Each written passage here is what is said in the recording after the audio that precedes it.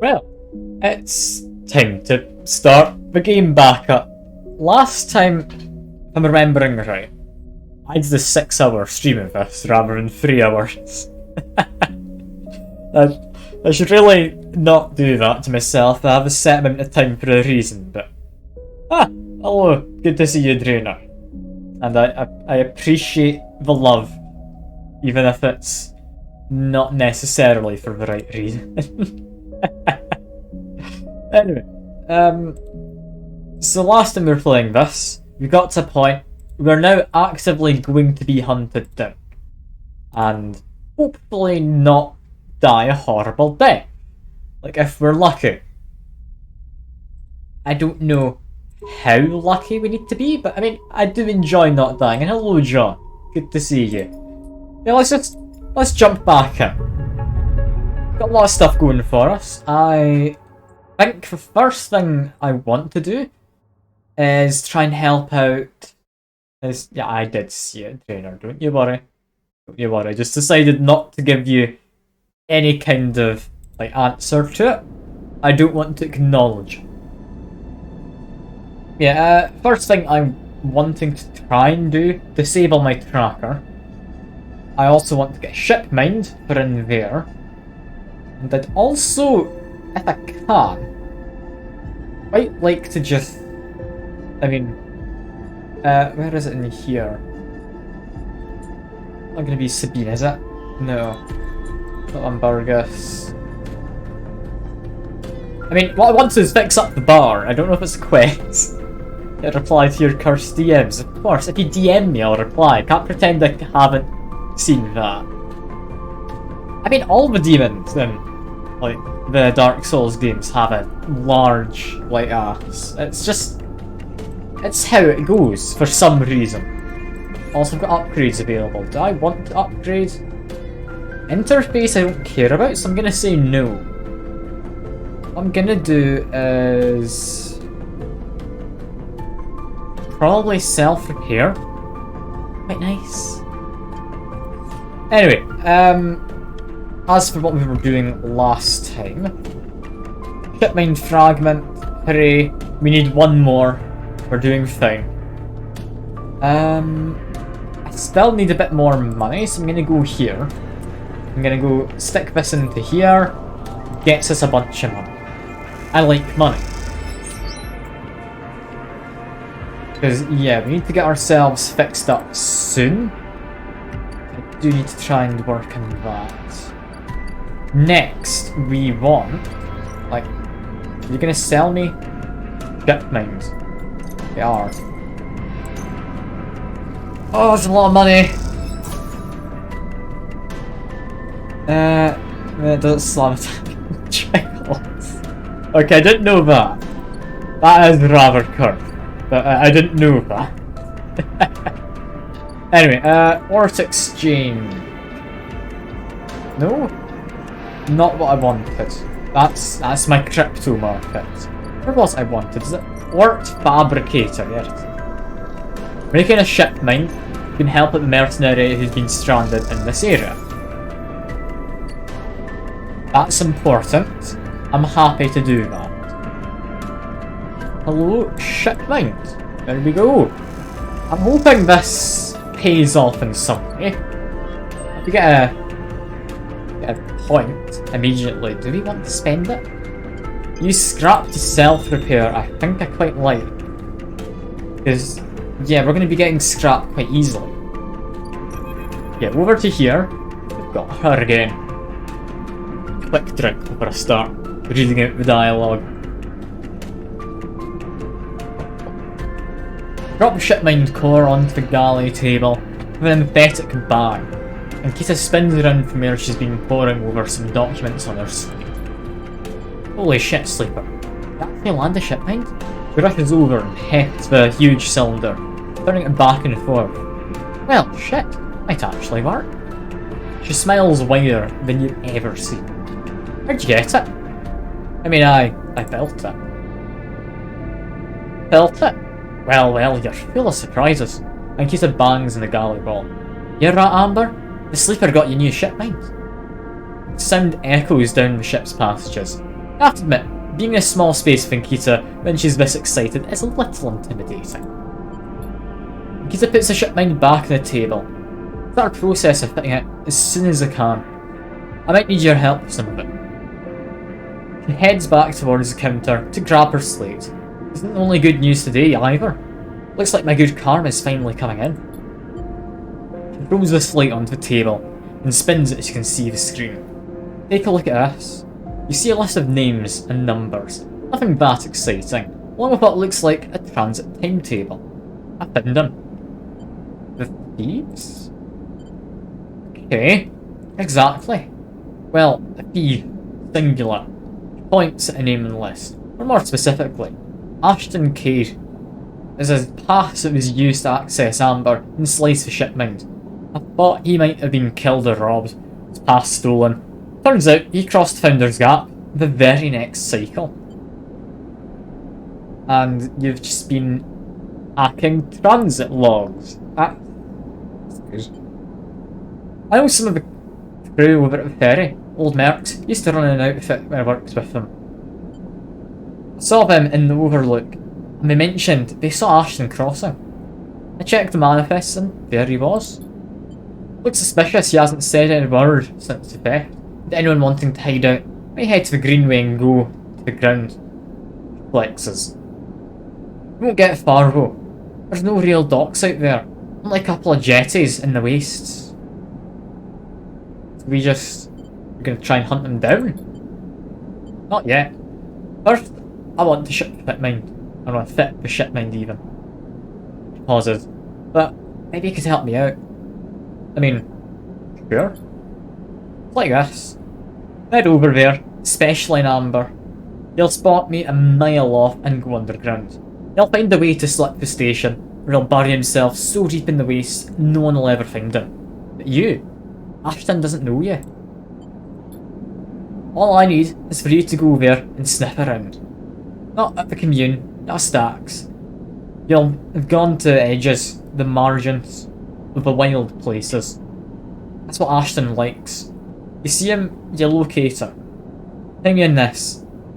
She hands you a comm earpiece. This isn't his merc work. I'll be happy to give you merc pay.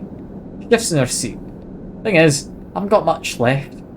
How about I tell the boys who run the ferry to give you a discount? I know it's not much, but once a grab is covered, I'll pay up. 200 cryo, nothing less. Right, good. I mean, sure. Gives you a heavy whack in the shoulder. Good, I owe you. Lets the shipmind up onto her shoulder, with worrying ease. I'm gonna go get this fitted into Amber's core. Get any info? Any sense of where Ashton is hiding? Let me know. Goes to turn, and then stops. Once again, Sleeper. Thank you, I appreciate it. Nikita stomps off into the guts of the Amber, shipmind leaving you in the galley. You glance around, a sudden nervous energy descending at what is to come. Never thought you'd get work as a mercenary, but then again, it seems the eye is full of surprises. Okay. That's nice. We get... How big a discount? Like down to 100? It was 150.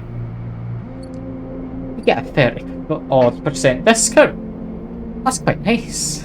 I'm happy with that. Okay, before we do anything else in the day, I need this. There we go. Next, we can fix ourselves up. How well can I fix myself up is the thing. Like if I go to here, I mean feed the stray cat of course, but more importantly self-repair. Is that only one piece? It's one piece. Okay, I can do two of them. I'll work. Oh, I've got a cat in my room. Speaking of cats, doesn't want a pet though. She's gonna go jump up on the bed. You can see her just there. The very corner of my webcam. Leave her be, she's gonna go for a nap. That's all fine.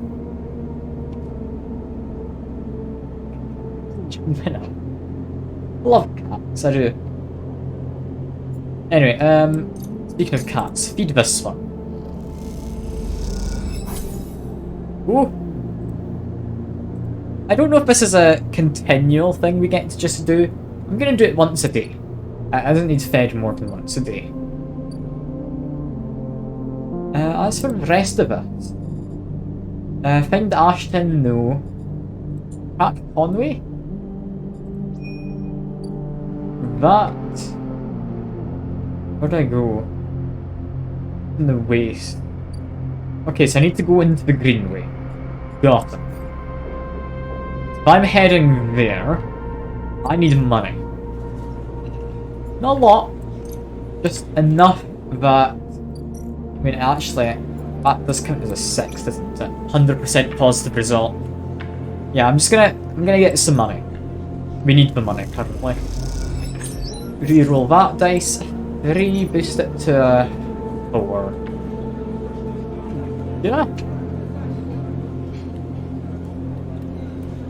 I mean, sure. Sure. I don't need a lot of money. Just need a bit. There we go. We got all that we need.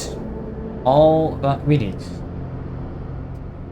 That being done, we can go over here.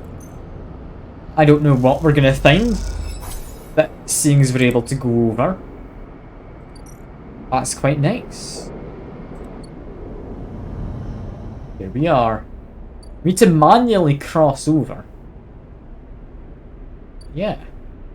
Greenway. Service stock?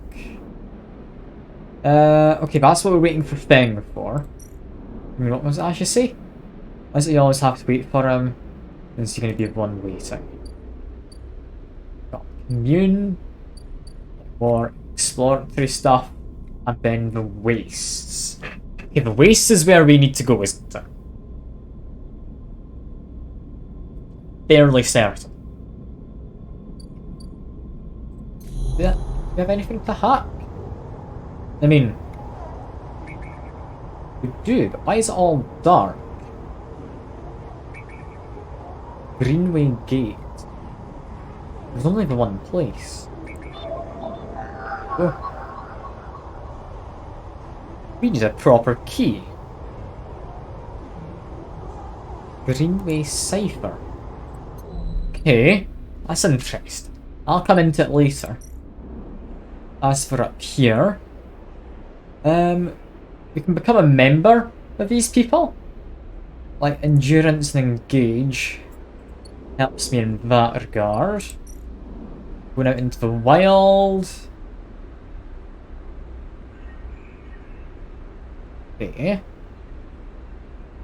Why is that blocked off? It needs interface. We need to be at +1. I mean, I need to get a level in order to do that. Okay. That helps find Ashton, this one. That's dangerous. Do it. Okay. Tracking down Ashton. I like the idea of. For now, let's head back. Cross my way over. We're not doing Fengway. We could do Ashton. Stable tracker means we need to help Feng. Ethan? Nah, I don't care for Ethan. Sabine? I'd like to help. Good data, didn't she? If I track this quick in here. Needs one more piece of data. I mean, I could do that. I could do that. I just need to get, I think it's a 1?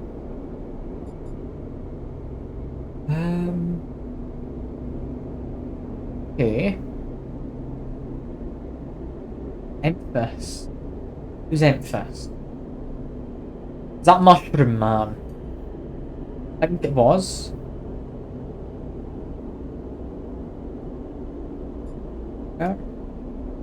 No, it is just bring in the mushrooms. Okay.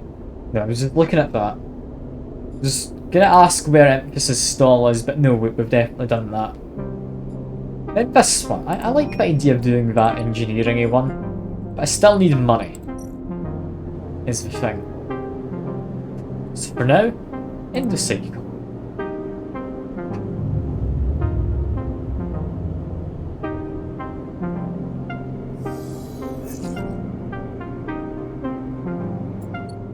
Okay, I can go a day without eating. Distillery I can set up now. I would prefer to do the hacking bit. Agent, I need a 1. That being the case, use the 2 6s. I think help out in the bar. I like the bar. Like, hand in a 6 here. Just start from building a still.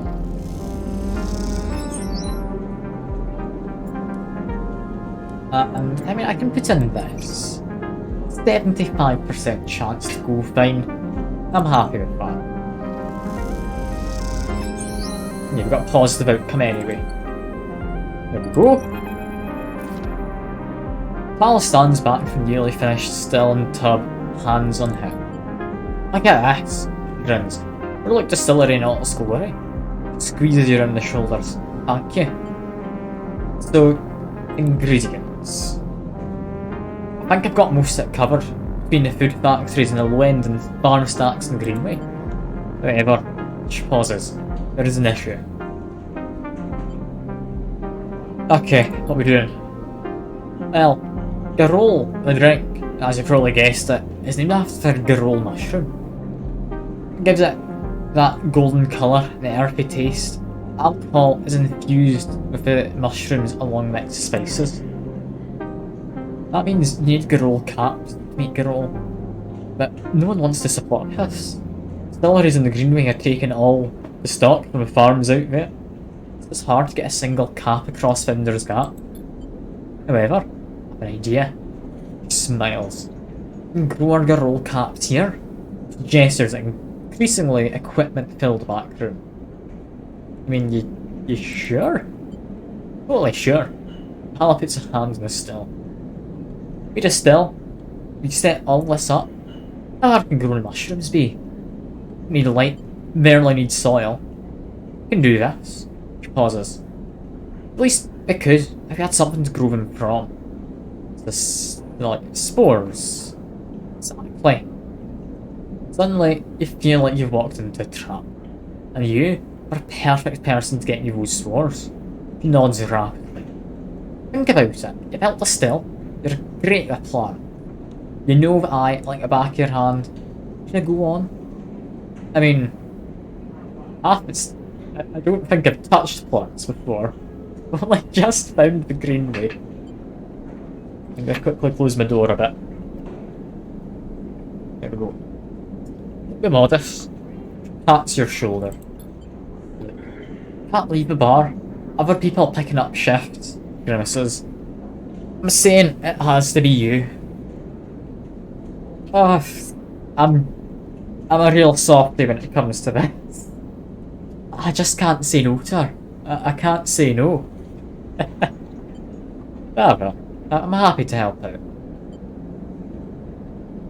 Oh, fine. Wonderful. You'll love it over on the Greenway, I think. A lot of fresh air, open space. You see your expression. Okay, I'm done. I'm done. Turns back to look at the still. The fledgling distillery forming around it. Really is something though, isn't it? And want to or not, you really have to agree. But damn it, what do I need to do now? I need to find 3 lots of spore. Okay. And are spores easy? Like where do I find them here? We've got Greenway, Wild Margins. I mean the wastes. Oh, lets me just gather scrap. Which does result in healing. I'm thinking do this. If there's 2 guaranteed scrap, I can just keep myself going permanently. Like, sure, I'm not going to be quite at max condition. I can just keep myself going. Like, for a single dice each day. Okay, where do I need to go? Need to get the going green perk. Just by walking, that works. Okay. Apart from that, we don't need the commune. Wild margins, maybe? No, that's just looking for Ashton. Okay, so it must be this place we need. Well, if that's the case, head on back. Reroll my dice. Actually, no, never mind, that's a 6. Alright, Ashton can wait. We're gonna do this. That gets me 3 points for putting a 6 in. Even gets me energy for a positive outcome. Oh, that is very nice. Okay. Yeah, that is where I'm going, I would imagine. They're farming the mushrooms in the farm stats, right? I just need to gather some spores. That's a place to be. Doesn't tell me where to go exactly, it just tells me to get them. That should work out. Still being hunted down, but I do feel it's about working out. Just prepare myself up. It's all going well. Like, we're making a single point of profit today. If you consider, like, I went down by 1. If we do it twice tomorrow, we can get up to there. Do I want to get up to the next level? Honestly, yes. Given a chance, like, being completely self-sufficient is lovely. Well, I can't feed the cat today. Damn it. I spent too much money. I need more money. I mean, me helping with that distillery, it is somewhat just volunteer work. But yeah, I kinda like better dice than this. I'm gonna see what the risks are for walking around. I know, but the risks for working are different. Okay. Was it this one I went to? Ah yeah, walking around. That's dangerous. This one's working. Gets me money. Stealing the harvest. I mean, get a bunch of energy from stealing food from farmers. That's maybe not the best thing to do. I'm gonna hold off on that. This was dangerous as well, right? Yeah. How about wild margins? Yeah, also dangerous. Damn it. Okay, Greenway. There's a chance this goes well, chance it has negative to my condition. I'll give it 1 go. If I get that 25%, I'm happy. Neutral outcome, you know what? I'm still happy with that. It did cost energy. I'm happy enough. I can do a bit of work if I need. Yeah, that is us now gone green. And we now know aviary and mushroom growth. Can collect spores, a little risky. Forage for fungus, a lot risky. Now we do need food or energy. Gonna shuffle that. Oh, that's lovely. I can fill up on spores now, but I do need the food.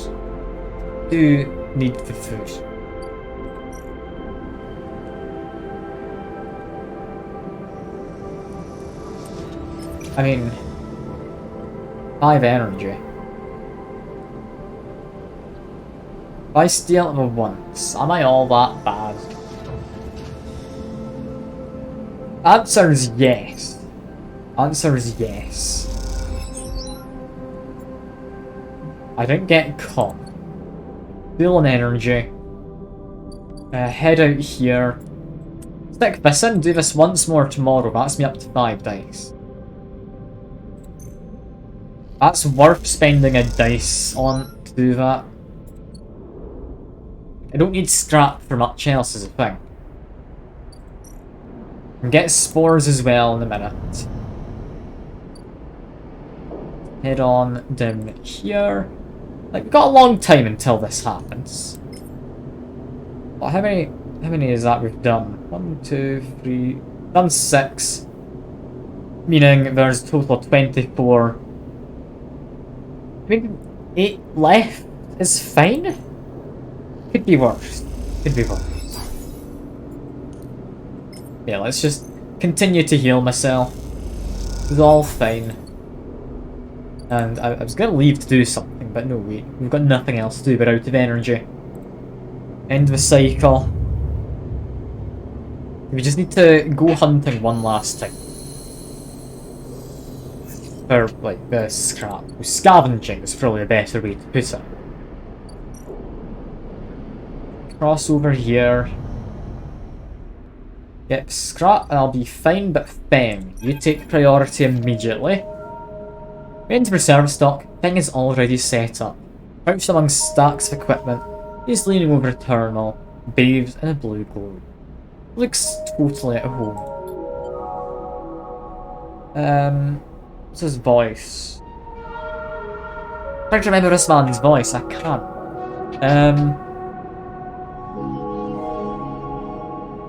Is he Irish? I think he was. Sleeper, what do you think? Turns out not everyone in Haven Age is set against me.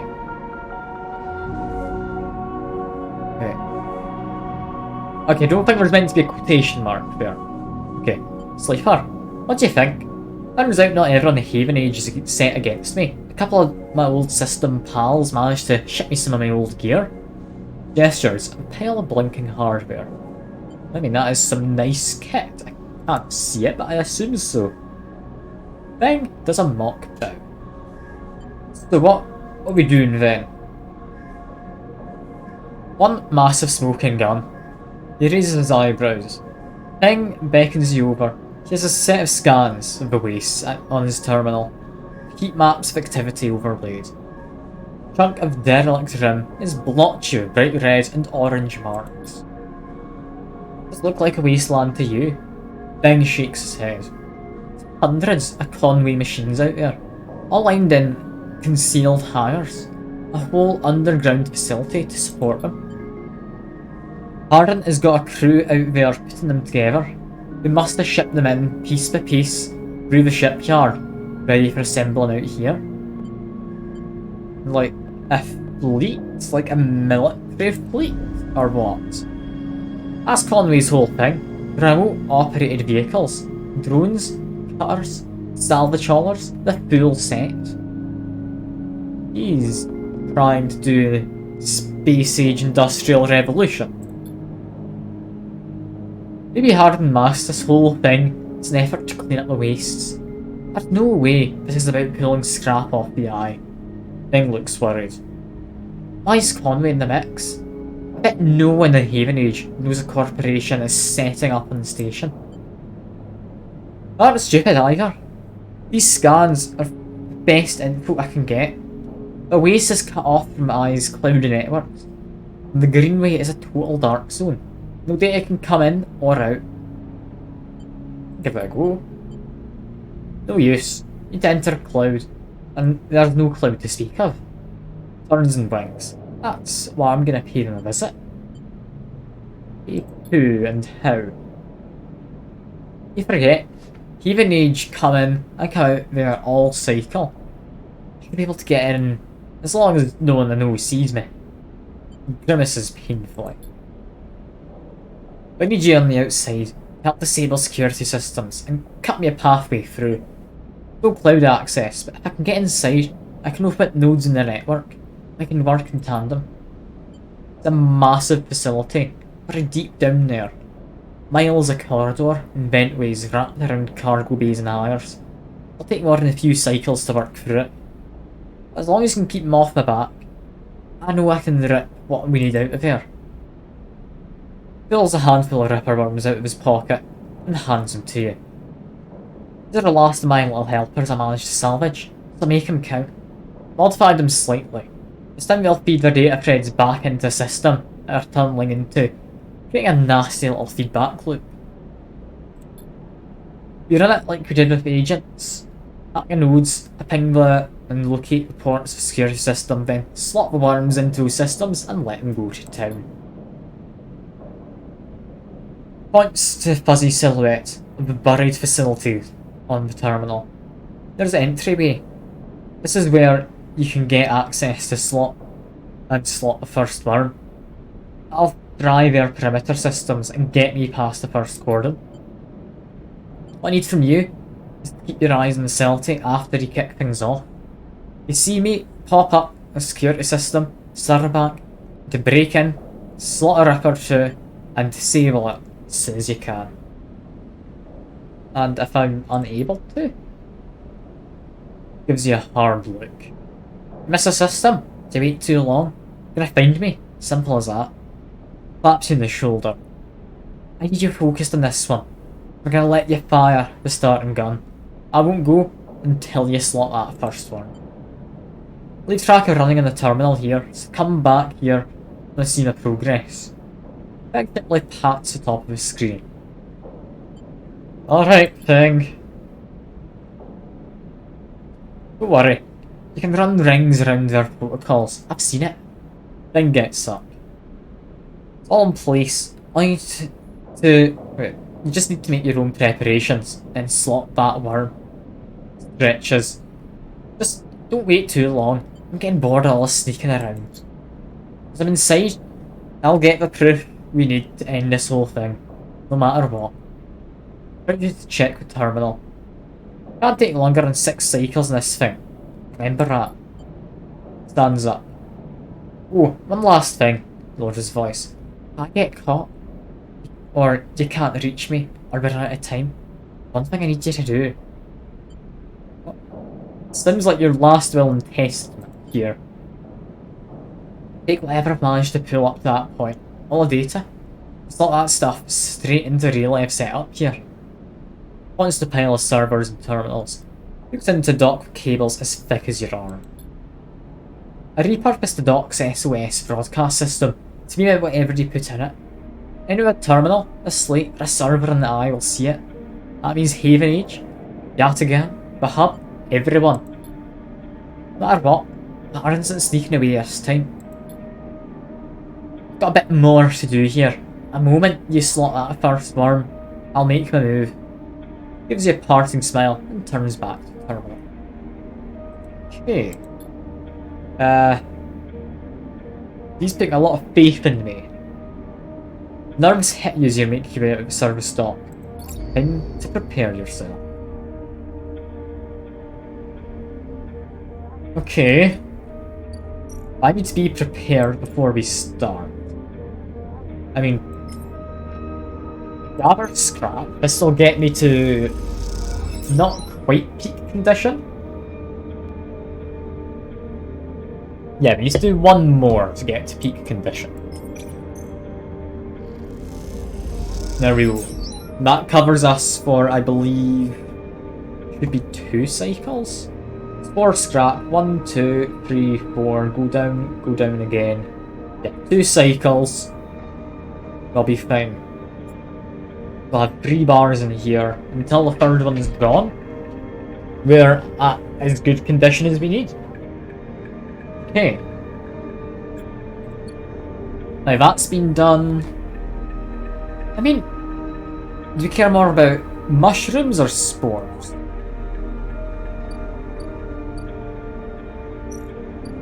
Aviary. This just becomes a garden. Make this a garden.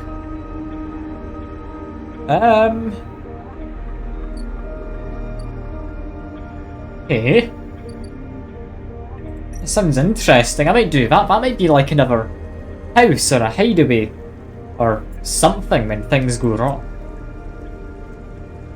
For now, I like the idea of Collecting spores over this.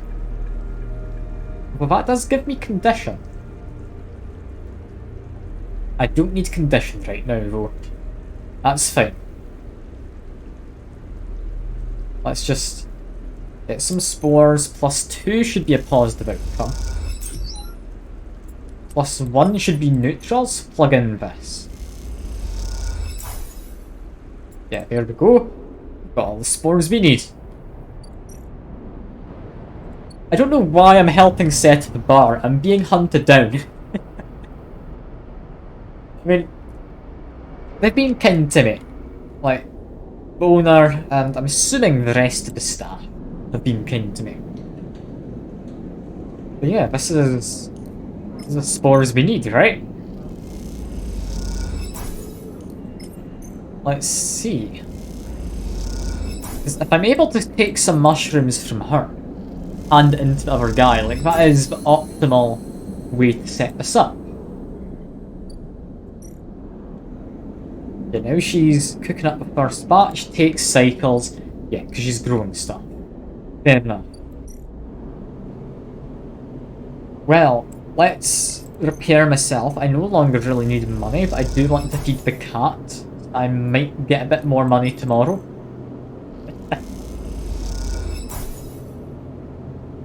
I don't know why there's the option to keep on using cats. I should though. If I can become like the cat lord or something. Ah, hello Raven. Good to see you.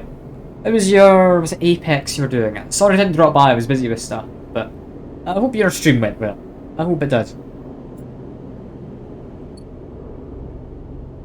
I'm just contemplating whether I want to get a job in this game just so I can feed stray cats. I'd say it's worthwhile. As far as things in games go, some of the more worthwhile things to do. Whether it's actually worthwhile, that's a different story. I want to pretend it is, you know? I want to pretend. But yeah, I'm doing a good job of being self-sufficient now. Which is nice. Yeah, for being self-sufficient. You get paid from this, right? You could. I don't know if I want to get paid necessarily. Like, looking after cats is important. I need mushrooms from there. More importantly though, the Greenway Gate. That's there. Is this where I plug my thing in? What do I do for this? Toggle, no, not toggle, toggle tracking is what I meant to say. Where do I slot that in? It should tell me where to slot it in. I had assumed it would be up in the Greenway. Is that not? That is definitely in the Greenway. It's not down that end. Here we go. Get confused now. Okay. Crossover. Not the aviary. It wouldn't be wild margins, would it? Salty buried deep in the wastes. Out here. Up there. Here. It should flag up where I'm supposed to go. Like, yeah, this is Ashton. I need to get into this community. Like working with grow beds, I need to do that a lot to get in.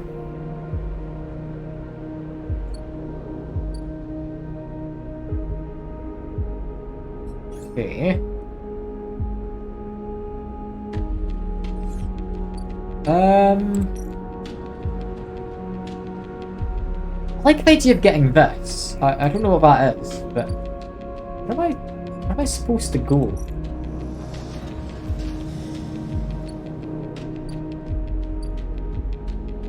Like, it must be around here, right? Like, thing appeared in that area.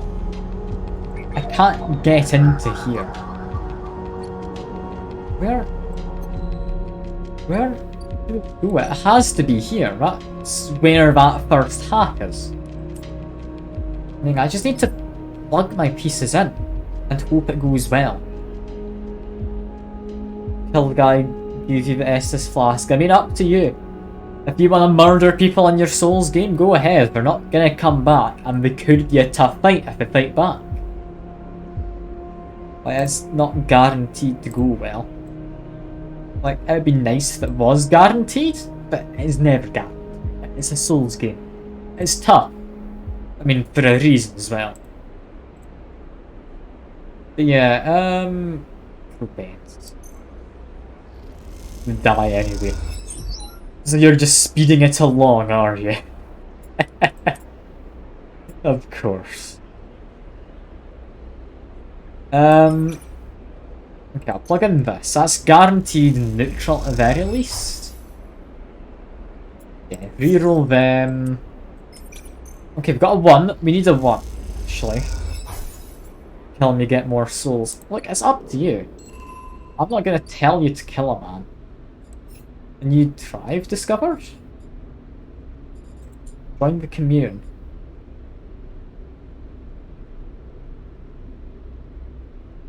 Okay.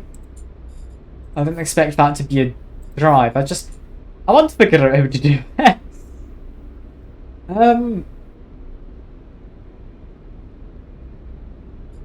do I crack it? I'd assumed it would be in the commune.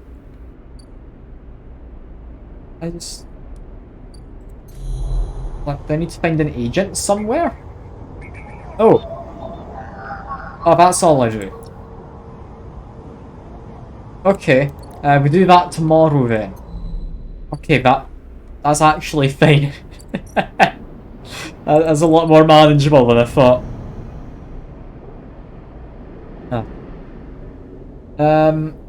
As for the rest of us, 1 or 2 will get me a Yataghan agent. This is Yataghan I need, right? For Sabine, yes. Bypass, extract. There we go. Gave us a little bit of money, which is nice. I do enjoy money. With that though, that should be enough to wrap up this part of this mission. There we go.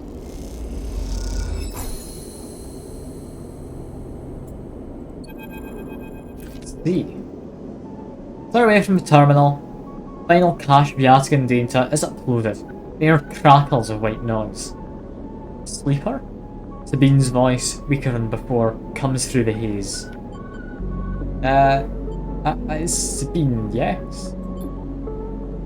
Sigh of relief comes through the layers of noise. Thought must be coming in from somewhere on the station. It has to be short. Anyone of Yataghan are monitoring me. Her voice is hushed and distant. Try to focus on it. Data you've been bringing in from the Yataghan agent. There's something in it I don't understand. A shrill howl rattles through the signal. Data is all gleaned from their implants. Records of integration with their nervous systems. Performance analysis, error rates, usage data. Installed many of these implants, and I didn't enable any of this functionality. Her voice dips under the level of the noise, like a swimmer slipping beneath the water. Listen to the waves for a few seconds before Sabine re-emerges. It has to be somehow baked into their wetware interface. And that's not all. Systems compiling this data are connected to some kind of transmission protocol, being broadcast.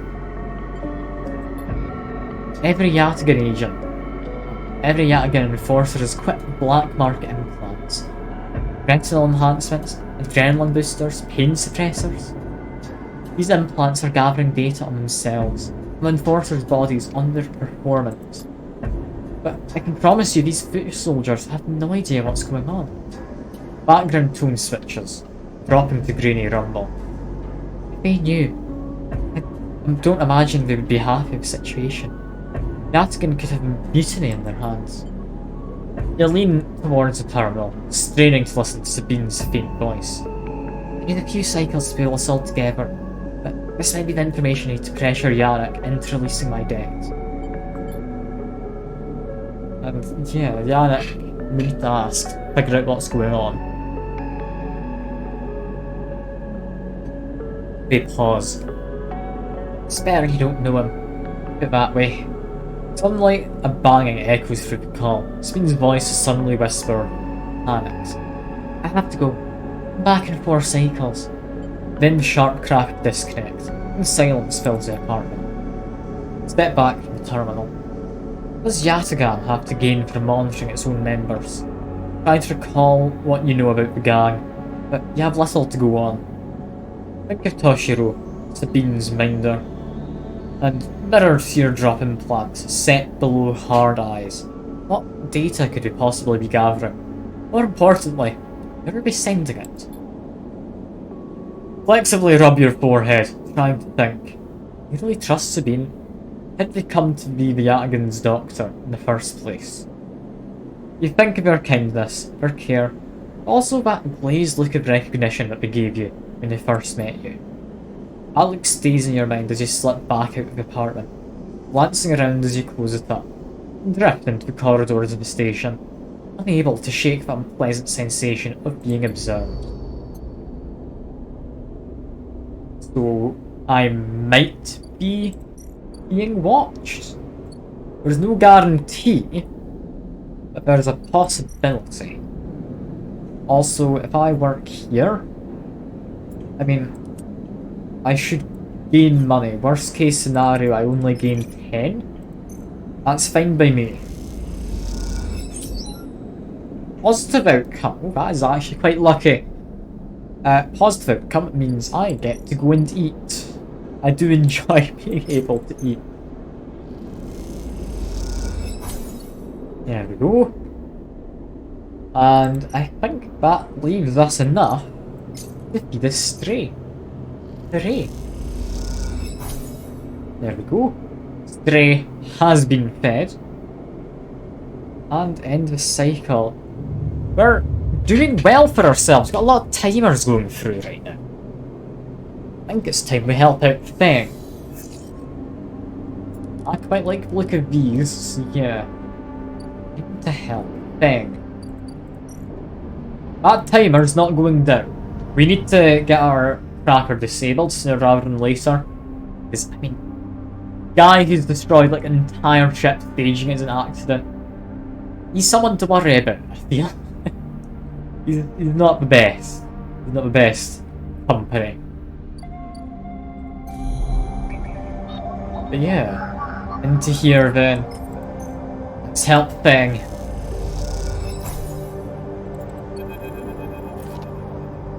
As he slots the worm, a thread jumps up out of the facility and spools in front of you, releasing its data like ink in water. Sleeper. Feng's voice crackles through, moving in. Nodes then port a whir of interference. Slot the worms. Timer starts now. Stay safe. Thread dissipates. You're on your own now.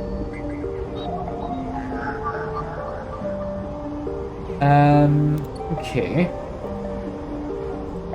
So we need to be doing that using F3. And we have... yeah, six days. Okay, that's fine. Use these two first. We want to use them in here, was it? 'Cause this got me some energy back.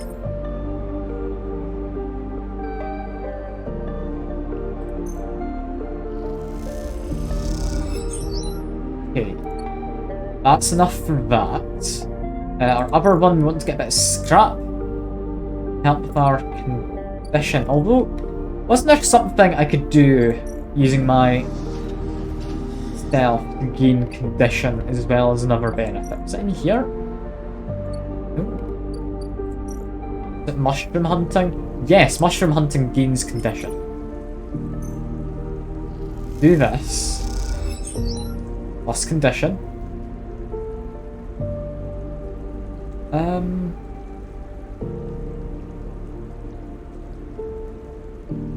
Okay. That didn't get me an item, but it's helped a bit. Okay, do a reroll. Okay, we got a 3, thank god. I was hoping for a 3 because we need to be able to get the right numbers for this. There we go. Extract some data. We've located a port. In we go. Ripper worm. We're just gonna try and get through this all in one go. Do you have any... Doesn't have any inputs. Okay, we have a 4. Both of these need to be done before the next node opens. Let's get 4. Is other one a 4? Because these are important. 5. We actually got the exact right numbers. I'm quite happy with this. Extract the data. Come on. Next, another Ripper worm. We can finish this off tomorrow.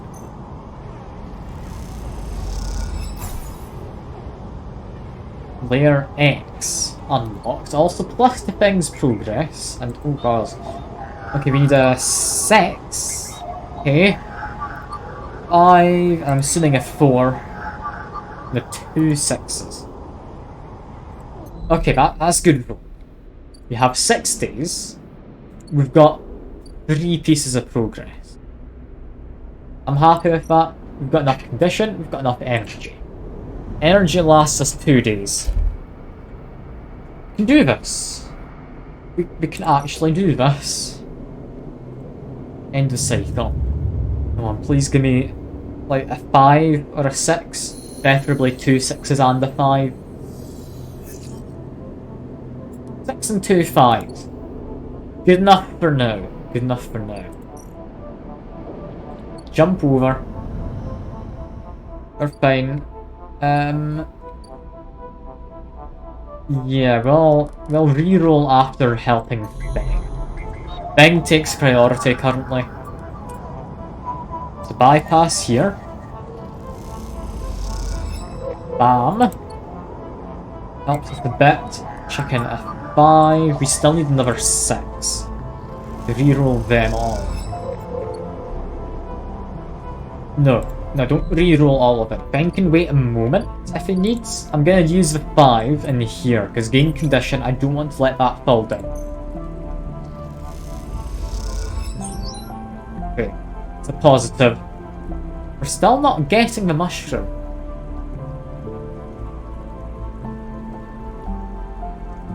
Why are we not getting the mushroom? Is that not where we need to go? No, that is. Well, apparently, it's also in here. Okay. Might just start clearing that out instead, because that seems like a madness jumping in there to try and get things. Because, yes, either a percentage chance on an outcome, or it just doesn't work, because usually it's a set outcome for positive, neutral, and all that. Like maybe it wants the neutral outcome rather than positive. Possibility. Yeah, reroll them. Didn't get what I needed. Damn. This is safe, right? Yeah. Okay. Worst case, this lowers my condition. I can't be doing that. Just plug it into here, I guess. Like, negative outcomes only +1. Like, there is no bad outcome. Positive outcome +3. That's good. There's not anything we'd want a 1 for, is there? No, I wouldn't think so. Commune is safe. 50% chance I become a member. Boo. That's fine though. That's fine. We're still managing this. We just single 6. And that should be us fine. Or at least as far as Feng's concerned, that should be us fine. If Feng's fine, it means we can hopefully get our tracker disabled. Hopefully. Let's feed the stray. There we go. And end cycle. We're just passing time now. We've become self-sufficient. Is the thing. Like, yes, I'm starving.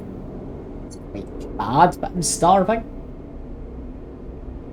But for the most part, it's working out. Cross. I mean, if I'm starving, I can steal food. 100% positive. I'm happy with it. There we go. As for the rest, I mean, honestly, we don't need the spores. That gives us bonus to condition.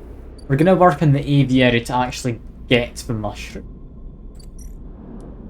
Chuck a 5 in here and reroll.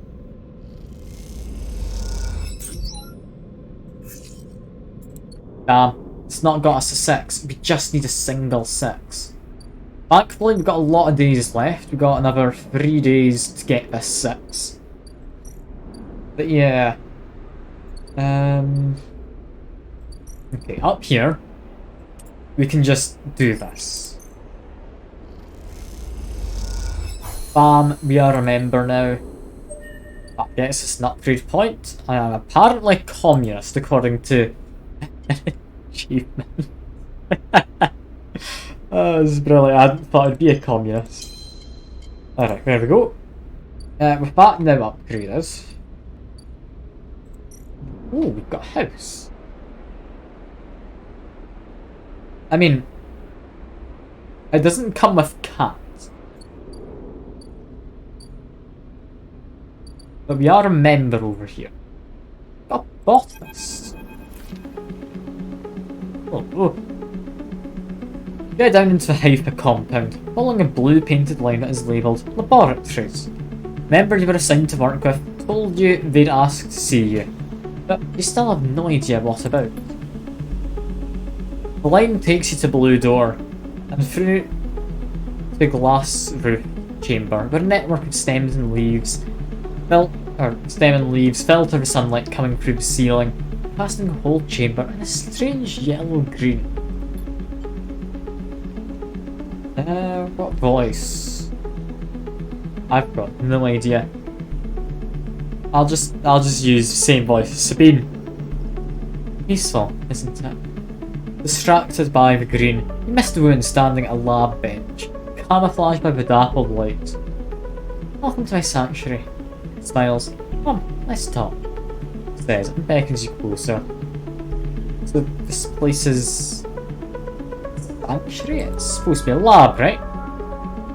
Here? These were processing centres for agriculture of old corporate administration.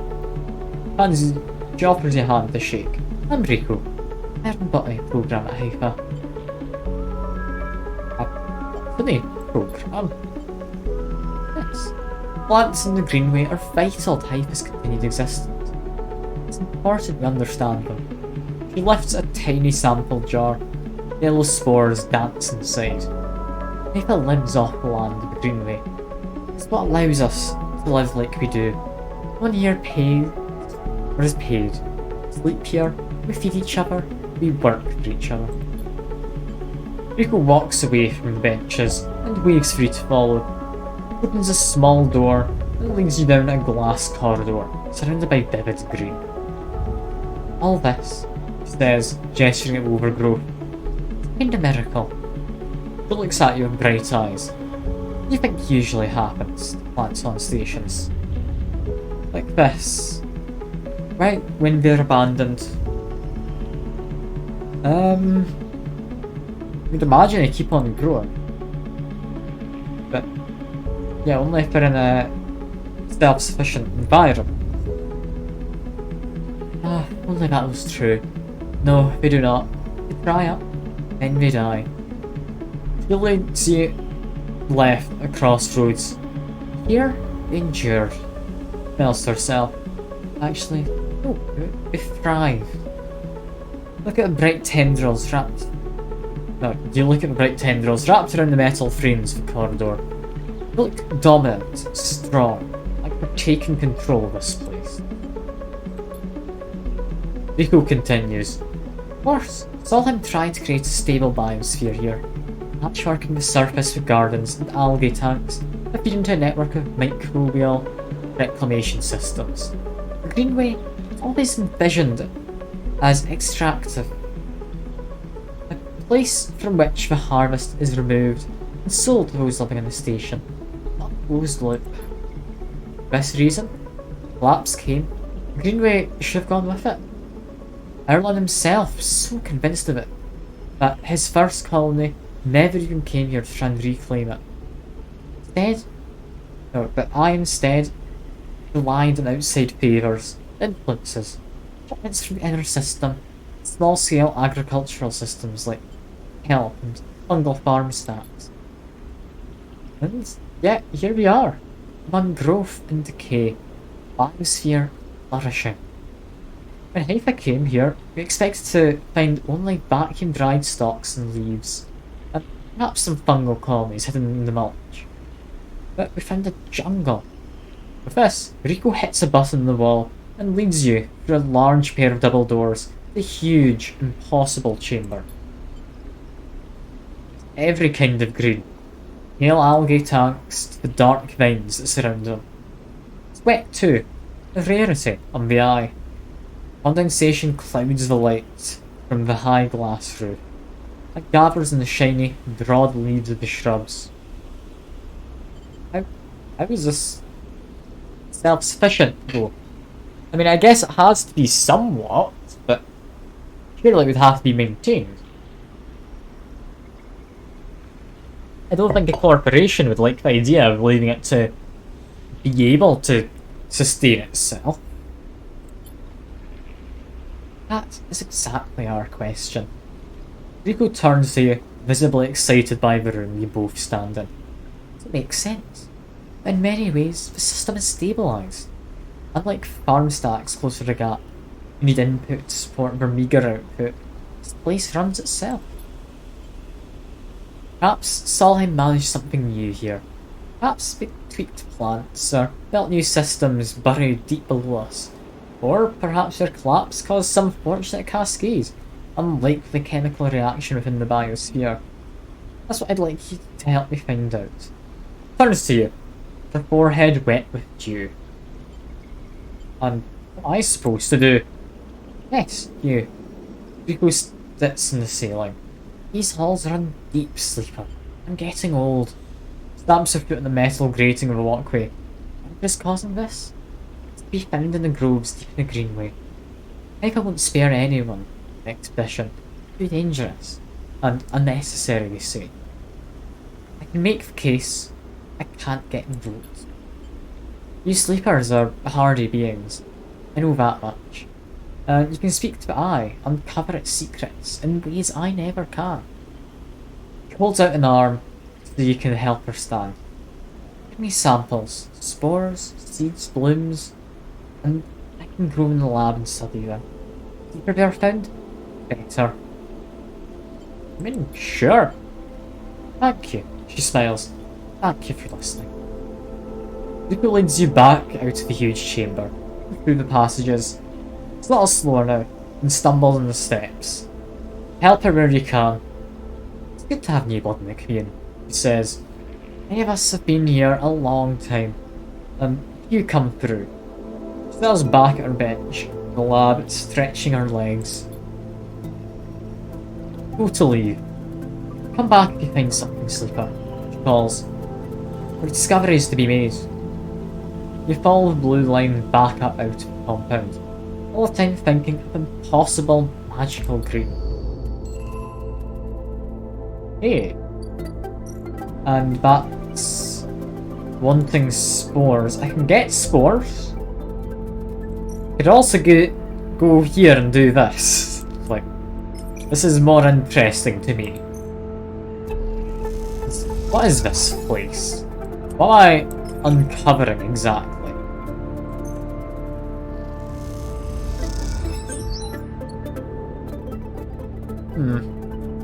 To find the dark feed. I mean, yes, but more importantly, it's time to feed the stray cat. That's more important. There we go. I don't know if that's ever going to give me a good outcome, but I'm happy to keep doing it. Like, that's fine by me. And yeah, my condition is doing amazing. Anyway, end the cycle for now, I guess. I have become self-sufficient. I don't need money. And I've got a 6 as well. Oh, it's lovely. Bang. Bang, my man. We're doing it. We're making it work. Come on. Bypass. Extract. One last Ripper Worm. That should be all we need. Come on. And... bam. All layers unlocked. Bang now has all the progress. Thread from facility cuts through the cloud like a hurling crack of light. That's it. The final layer of security broken. Somewhere, buried in the depths of the station, Bang is in control. He's slicing into camera control circuits and piping out results. The thread flickers and unravels into the image. A scene. 2 figures in the room, one sat, the other pacing. Pacing figure resolves into Hardin. The unmistakable, superior posture, the shock of grey hair. Second figure's features don't seem to resolve. They are vague, unformed. Problem with Medita, perhaps? You look closer. Then you see it. The figure is a proxy. Perhaps you should have expected it from Conway. Corporation's very existence is owed to automation. Proxy is a machine designed to be piloted by a remote connection. Someone elsewhere in the system puppeteering it, burden body, speaking so it may speak. Proxy sits impassively, or the Conway executive that is piloting them does, from the distant safety of some ship or orbital colony. We can move forward, there is no doubt, Hardin is saying. The reclamation teams are almost ready. After that, I will make the declaration. Nothing has to change. Proxy leans forward, its movements stilted, uneven. Its body language was refracted through water. Things must change, Hardin. Need further assurances. Been informed of a breach, one of closed networks in the low end. You have been careless. Hardin waves away the accusation. We have been stretched. A breach was detected, yes, but no data of value was lost. Our board is concerned, Hardin. Drop in our value would be unwelcome at this time. Proxy leans back, its posture dominant. If a reclamation of AE1 is contested, then we could be drawn into compromising legal position. Hardin approaches the proxy. There will be no contest. Not from Solheim, cannot muster a defence, or from Havenage, will fall in line below me. He crouches in front of the seated figure, eye to eye. Are the people of a station? Refugees, gangs, spacers, all either opportunists or degenerates. Yeah, I'm one of those. I'm the last one, I feel. Havenage is no longer strong, no longer united, no longer believes in Erling's vision, nor has the strength to enact it. Sat across from him at the negotiation table, was forceful, eager, weakened by his ideological convictions perhaps, a great man nonetheless. This place no longer deserves to bear his name. Eyes crippled, cannot survive. The ruin filled with squatters and outlaws. I'll be lucky if it still spins in 100 cycles. Harden stand. You'll move forward with reclamation, because otherwise you will lose your advantage in the system. Without an advantage, you will lose claims on the remaining palladium. Without the palladium, your factories need will go. Without the palladium, your factories will need to go down. Pauses. Do I need to continue? One moment, comes a response from Proxy as its head drops to its chest. Harden steps back and paces once more, awaiting the discussion taking place elsewhere in the system. You watch Harden as he paces, as he considers his future. What goes on within a mind like that? In the mind of a man who would burn all those around him for a path to some imagined golden end. Proxy lifts its head. We're happy to proceed. We'll legally claim the station formerly known as Solheim AE1 as salvage within 6 cycles. Haven ages to assist with transport of the illegal residents to Conway housing and labour facilities. Proxy judders to its feet. Conway will also claim 70% of the raw output of the reclamation process, after losses have been accounted for. Harden nods. I accept. We have 6 cycles until this entire ring is marked as scrap, unless something happens. There's a lot of people living here, and a lot of cats as well. Proxy reaches out to shake his hand like a marionette, then the recording. You watch it play out a second time, gripped by a horrified fascination. There's a bluntness to conversation. This blatant disregard for humans as anything other than object. Things to be moved, be used, be fed into structures, crushed and losses accounted for in the cells of a table, the margins of the ledgers. Realise now you are no different than anyone else in this station, or in his station in the eyes of the people in that room, and those like them. Each body here can be recast as a piece of property, a tool, an expense, an acceptable loss. In one moment, they can be named a citizen, celebrated, protected, and in another, the very idea of a citizen can be used against them. That is what it means to live in proximity to a system like this. No longer, not while the eye spins. You gather the recording, pack it into a polygon of purest light. You drift down into the service dock like a falling leaf and find the relay. It only takes a second to place that polygon of data, that recording, into the relay system. Thing prepared. Oh, that system thing prepared. Then you watch as it bursts out, a web of threads heading out into the black. Every network's device on the eye. Let them see what power makes of a man. Well.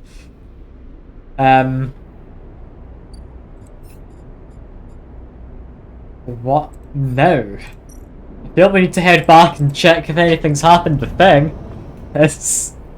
Something's happening here. And... okay, Spin's happening, firstly. Thing? Thing's B. Something's happening.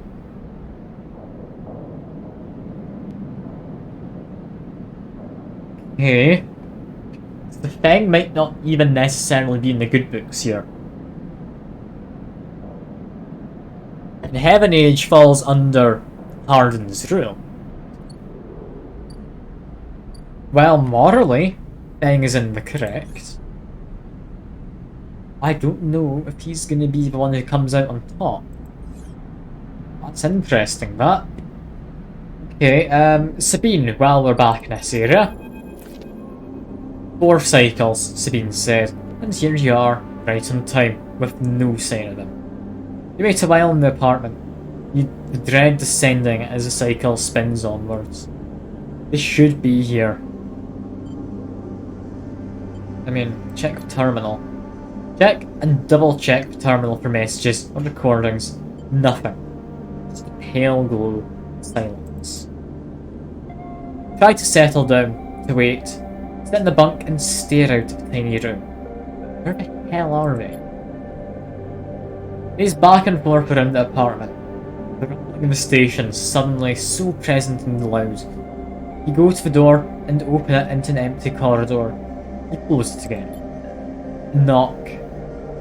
Mel, stay still, it's her house. Another. Yeah. Not gone well. Oh dear. We could have foreseen this going badly. A flash, small, impossibly bright, cuts through the handle of the door. Seamlessly swings open. Figure stands in the door, and immediately you know it's not Sabine. They are taller, sharper, something in their face glints in the half-light. Dark shape, like a stubby baton, hangs loosely from her hand. The local sleeper, it finally meets you. She steps into the apartment, glancing around with sharp eyes. What, may I ask, are you doing here? Fixes you with a steady, unwavering stare. I'm waiting. Of course. A mutual friend of ours, the good doctor. Jogs past you into the apartment, glancing around. Set him up here, you know. This place is one of ours. He picks a glass from the dispenser and inspects it. Well, always seem to forget who put them where they are. Glances at you, and I suppose you're here to help? I mean, something of that nature. Good, good. She puts the glass down and turns to face you. I love to meet helpers. It's so many, but I can find so few with bright skills. She puts baton in her fingers by her side. Her eyes not leaving yours. A problem, you and I. Seems our friend has disappeared. Left without even saying goodbye. Means we're in a little trouble now. That's kind of trouble, but... oh, wait, no. But it's that kind of trouble. But... sorry. Third attempt. It's the kind of trouble that you need help for. So I thought I'd come down here, take a look at their little hidey hole. And here you are. The help. She looks through the detritus on the side. And what help? A sleeper no less. I have to admit it's a little surprising. It suggests to me that our friend hasn't been very honest with you either. In what regard? You've seen sleepers before, we know of this. Well, sorry to report, but before we got them set up here, Sabine was working for your owners. She pauses. S&R. You blink hard at the news, unsure how to take it in. Rabia looks away, waiting for a response. I mean... so, she used to work for him. Like... she isn't now. That's fine, right? I signed on with the S&R people, knowing my body was going to be, like, put to sleep and an artificial one would be made.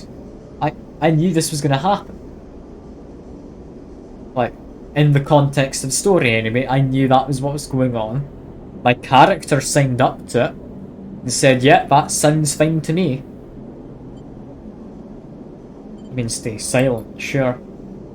She crosses into the next room, and you follow silently. She sits at the terminal and touches her baton to one of the access ports. A spark, then the terminal screen skips, encrypted folders emptying themselves before your eyes.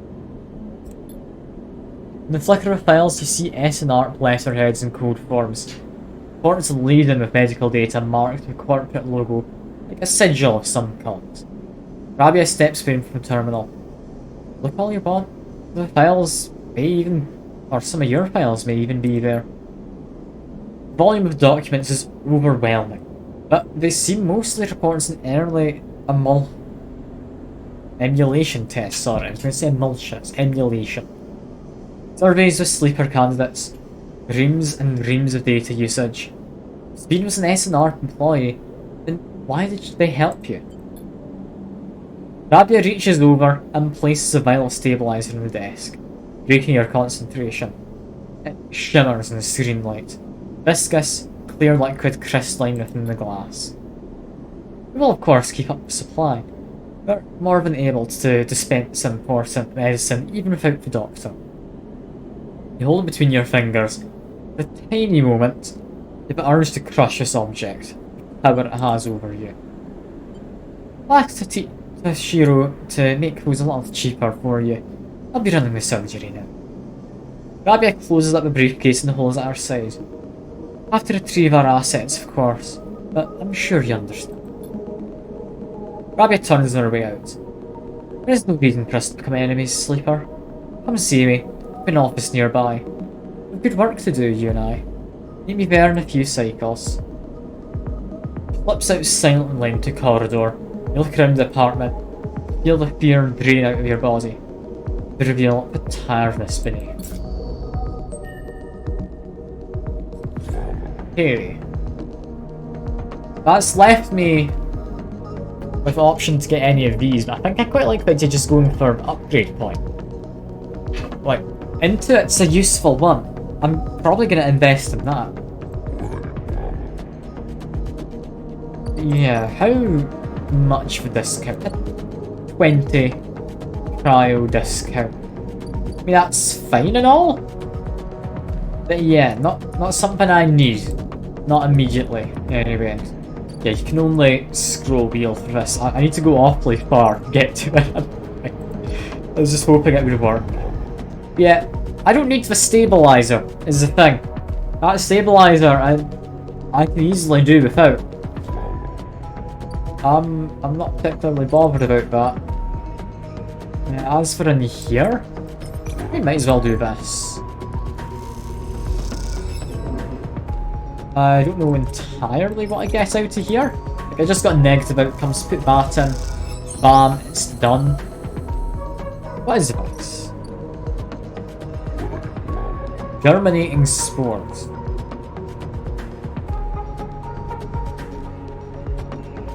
Okay. I can grow my own stash of mushrooms. Ooh. Okay.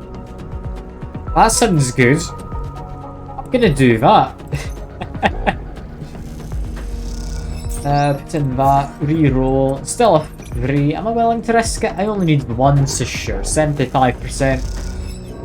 Damn, got the negative. Damn, that's bad. Okay. Nothing I can really do there. That's not ideal. That's fine. I won't end up starving, I don't think. It's only if you are starving that you lose out. So yeah.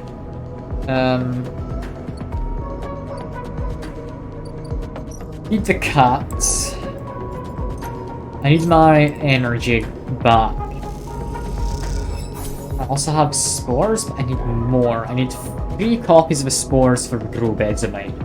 I need 3 for that botanist woman. Like, that should be fine, right?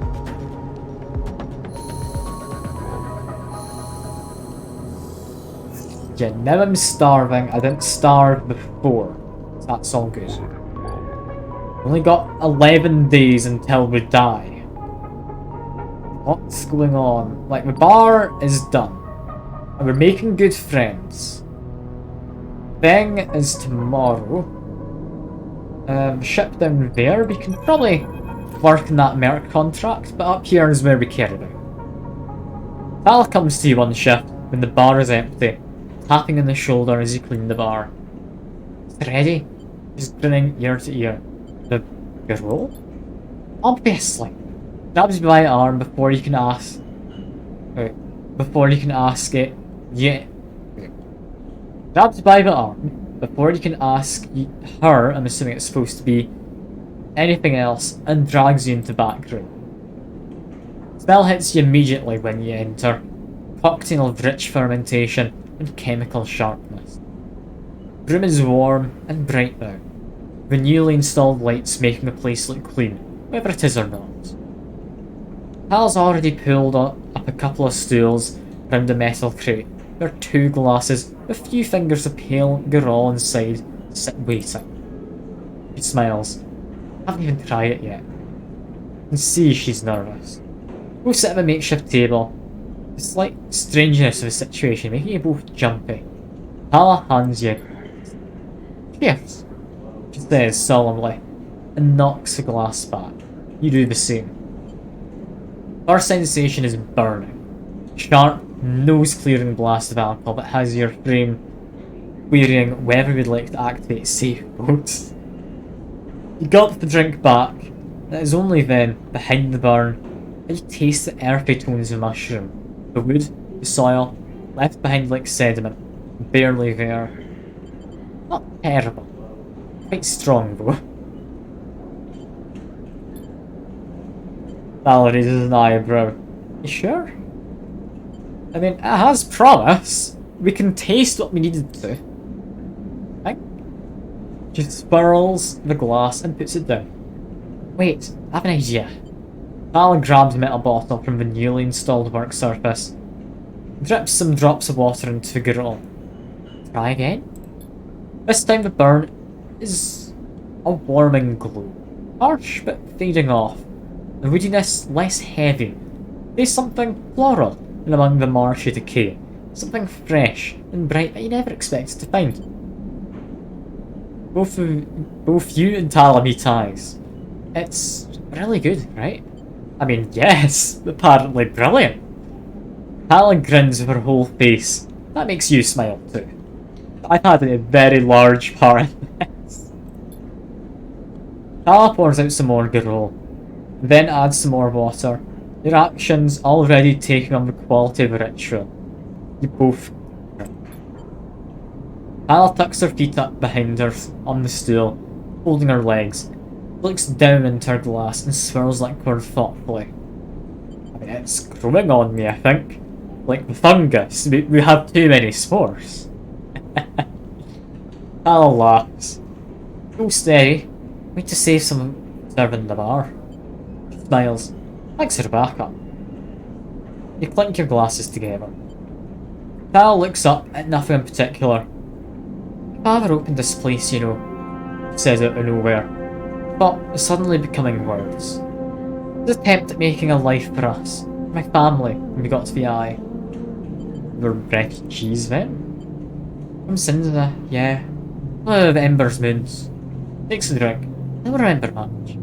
I was only tiny when we came here. I was just thinking about something he told me when he first set up this place.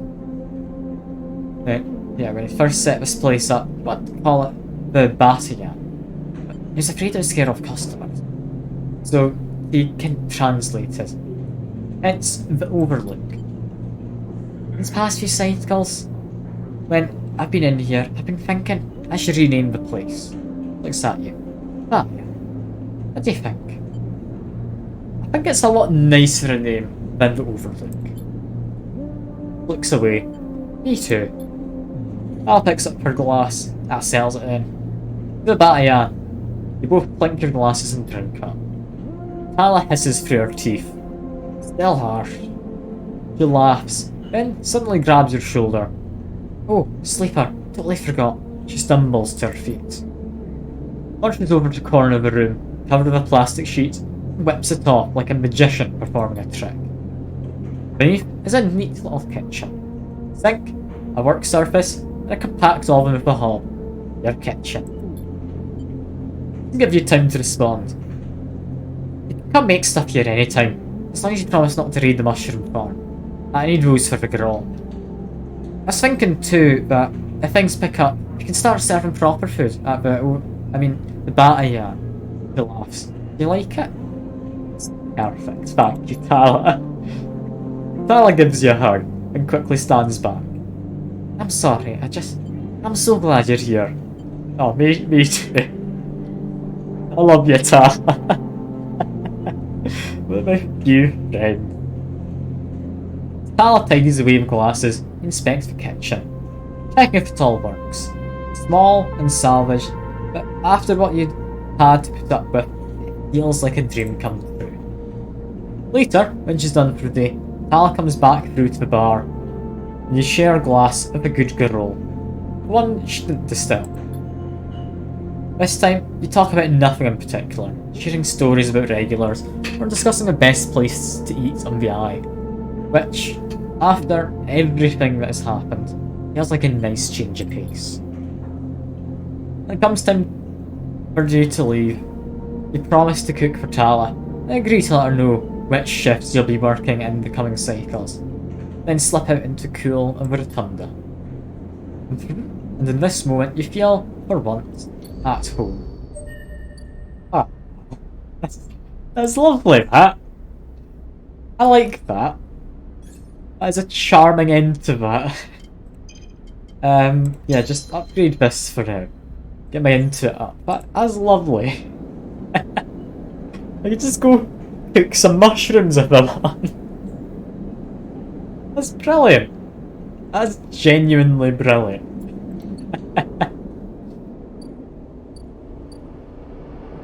Alright, back over here for now.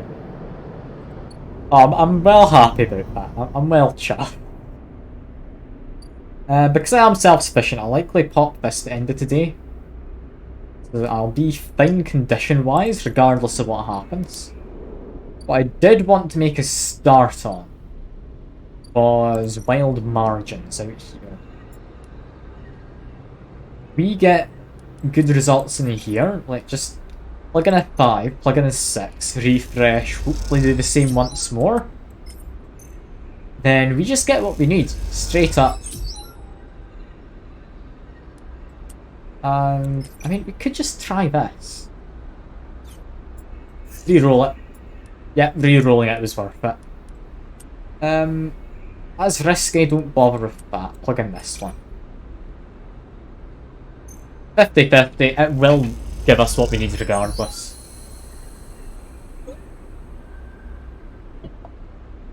There we go. Now we have tracked down Ashton. We're going to help with Ankita. Trail ahead extends deep into the overgrown section of the greenway.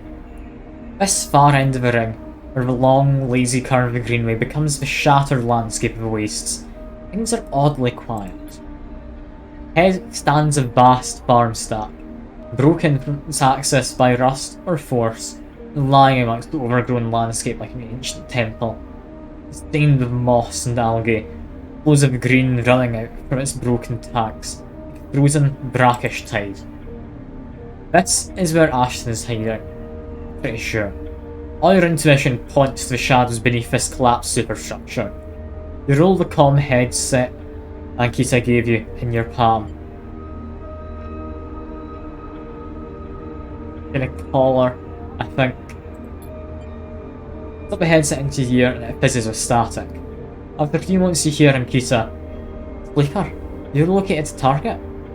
A doubt enters your mind.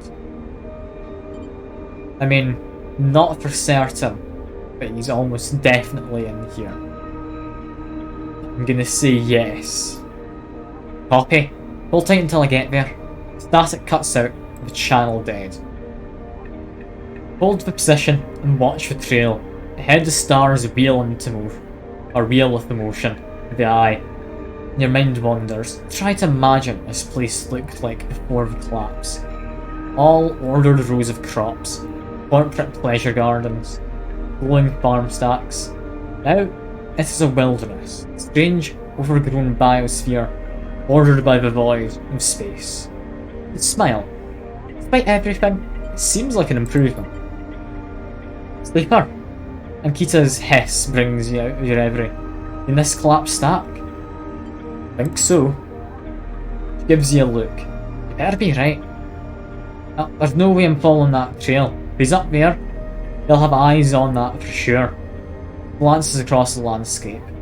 Let's keep to undergrowth. Work our way around.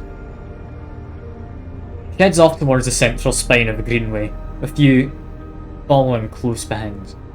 Slow going there, where the overgrowth meets the metal wall, but is so concealed that you can barely see the glass roof high above. Kita somehow seems to know where to go. Kita works her way through the dense undergrowth, pushing aside branches and fronds. It's exhausting, and you desperately want to rest. And Kita shows no signs of letting up. Up ahead, there's a faint glow from a collapsed stack, and Kita leads you around the side to a broken tank. Both step through the opening, trying to avoid the broken glass that sits among the moss and algae. Moment of truth, did we find the guy?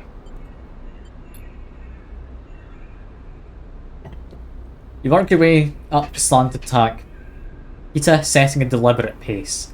Somewhere water drips, I swear you hear a bird's song. Hanging plants catch a light, coating the place in a pale, sickly green. Kita reaches the edge of the tank, where it meets the central drum, and holds a hand for you to stop.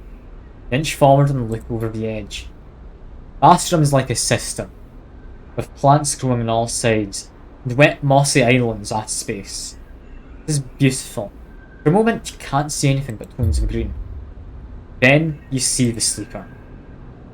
Faint circle of light descending down through the drum. The sleeper lies slumped on an odd angle, surrounded by crates. Beside them, one of the mossy islands, is an object. A cylinder set in a tarp. It's connected to the sleeper's head. You flinch. Are they one of the others? One of the ones that escaped with you? You squint, trying to recognise them. They're twisted, broken open, wrong. You look away. And Kita doesn't look at you. She doesn't look at the sleeper. She fixes her eyes on the objects. It's Amber Shipmind, she says, and you suddenly recognise the cylinder. The person who stole it, who she was travelling with, was a sleeper then. Turn to Ankita to speak, but she's already gone. She drops off the edge of the pack, unlit, and lands on one of the mossy islands. Her armour letting out a hiss as it absorbs the impact. The shot hits her shoulder piece, the ceramic armour cracking but holding as she braces into the impact. Then she launches herself forward, without activated armour launching her across the drum. Another shot goes wide, before she reaches the cover of the crates beside the sleeper. Shit. You hear a sound from one of the tanks high in a far wall. It reaches over and wraps a hand round the thick connection between the shipmind and the sleeper. What's she doing? Better come down here, I'll rip this right off their head, right out of their head. She screams at a wall of tanks. You shiver at that suggestion. Stay silent, they don't know I'm here. That sleeper? They're already broken, I don't know what's happened to their body. There's a long pause. All you can hear is the dripping of the water running down the walls of the drum. Then Ashton calls out. Calm down, Ankita. Don't do anything stupid for God's sake. He appears at the far side of the drum, stepping through the shallow water, a rifle raised above his head. Drop the gun, Ankita shouts. Throws it down onto the moss. As you lean out to watch, you see him catch your eye, blocking your presence. What are you up to here, Ashton, you sicko? She stands, keeping her sidearm trained in his head. You ripped my shipmind for what? Some freakish experiment? Ashton approaches with shaking hands. His eyes now fixed on the connecting bundle of wires Ankita still has hold of. Ready, Ankita? Doesn't like that. I need the shipmind. Or I needed a shipmind. You have to understand. I would have died without it. What are you talking about? I don't give a shit why you ripped my shipmind and crippled my ship. I should put you down right now. She tightens her grip on the connection. Typical of you, Ankita. No curiosity. Ashton smiles. I never asked you for it. For your help. You only look after yourself. He nods at you. My sleeper up there. You're just bait, right? To draw me out. He sucks a breath in. That give me more reasons to shoot you. I love him, Ankita. Ashton looks at the crumpled sleeper. I love them, and they were going to die. I knew you would never understand that. Starts closing a gap between himself and Ankita now, slowly inching forwards. Don't do that, Ashton. Ankita snarls. Don't do that. Let the liars go, Ankita. Let us go. If you don't get out of my way, inches closer. Please. Can't let you take it, Ashton. Ankita hardens her stare. You stole it from me. You left me for dead. She shakes her head. Think I'm gonna trust you. After all that. I need it, Ankita. I need them to survive. Ashton is in reach of a sleeper now. Ankita. I'm going to take him now, Ankita. Raises the hand. I take the shipment and go. So, yeah, that's a shipment there. That's remnants of what was a sleeper? Possibly still one. I have this vial on me. Kisa loosens her grip on the connection a little. Hand is shaking now. Stop, Ashton. She lowers the gun a little. Oh. Near drop her guard, he makes his move. A blur of movement. A struggle. A shot. Another. You recoil back behind the edge as the ricochet around the inside of the drum. The sound deafeningly. When you crawl back to the edge, Ashton is bleeding into the water. Red and the green. Nikita is standing at the centre of the drum, severed connection in her hand. The water drips endlessly. Drip after drip after drip. Force yourself like a broken sleeper. There's no sign of life, of humanity. We're just another broken object among other broken objects. And all around, living things grow and thrive. Ankita finally looks back at you, tears in her eyes. She begins to say something that might be sorry, but you're already gone.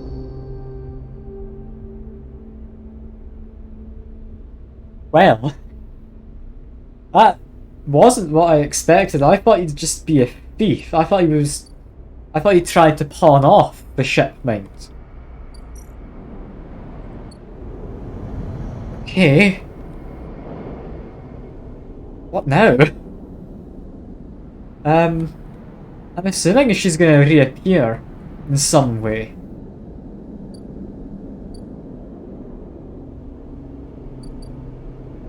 I feel bad for the girl. Didn't mean for that to happen, I don't think.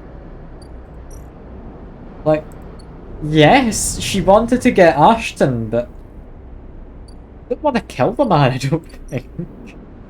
Like that's gone badly. And also, that's not where I need the dice. I need the dice in here. There we go. We're gonna set up a farm.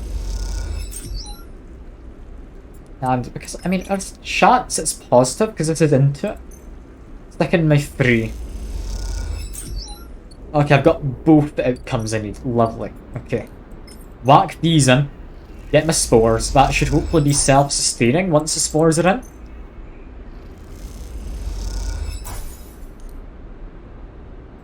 Okay. I'm just ignoring the fact I came across one of my own dying. But yeah, this place, 4 cycles, and is that all it needs to grow? Direct sun, a few cycles should help them along. Okay, let's just go back there in a while. As for here, you also want breed lots of spores. 1, 2, 3. That'll get us some more dialogue. God, okay. Everything's going down there. Sleeper. Rico greets you, without so much as looking up from her berth.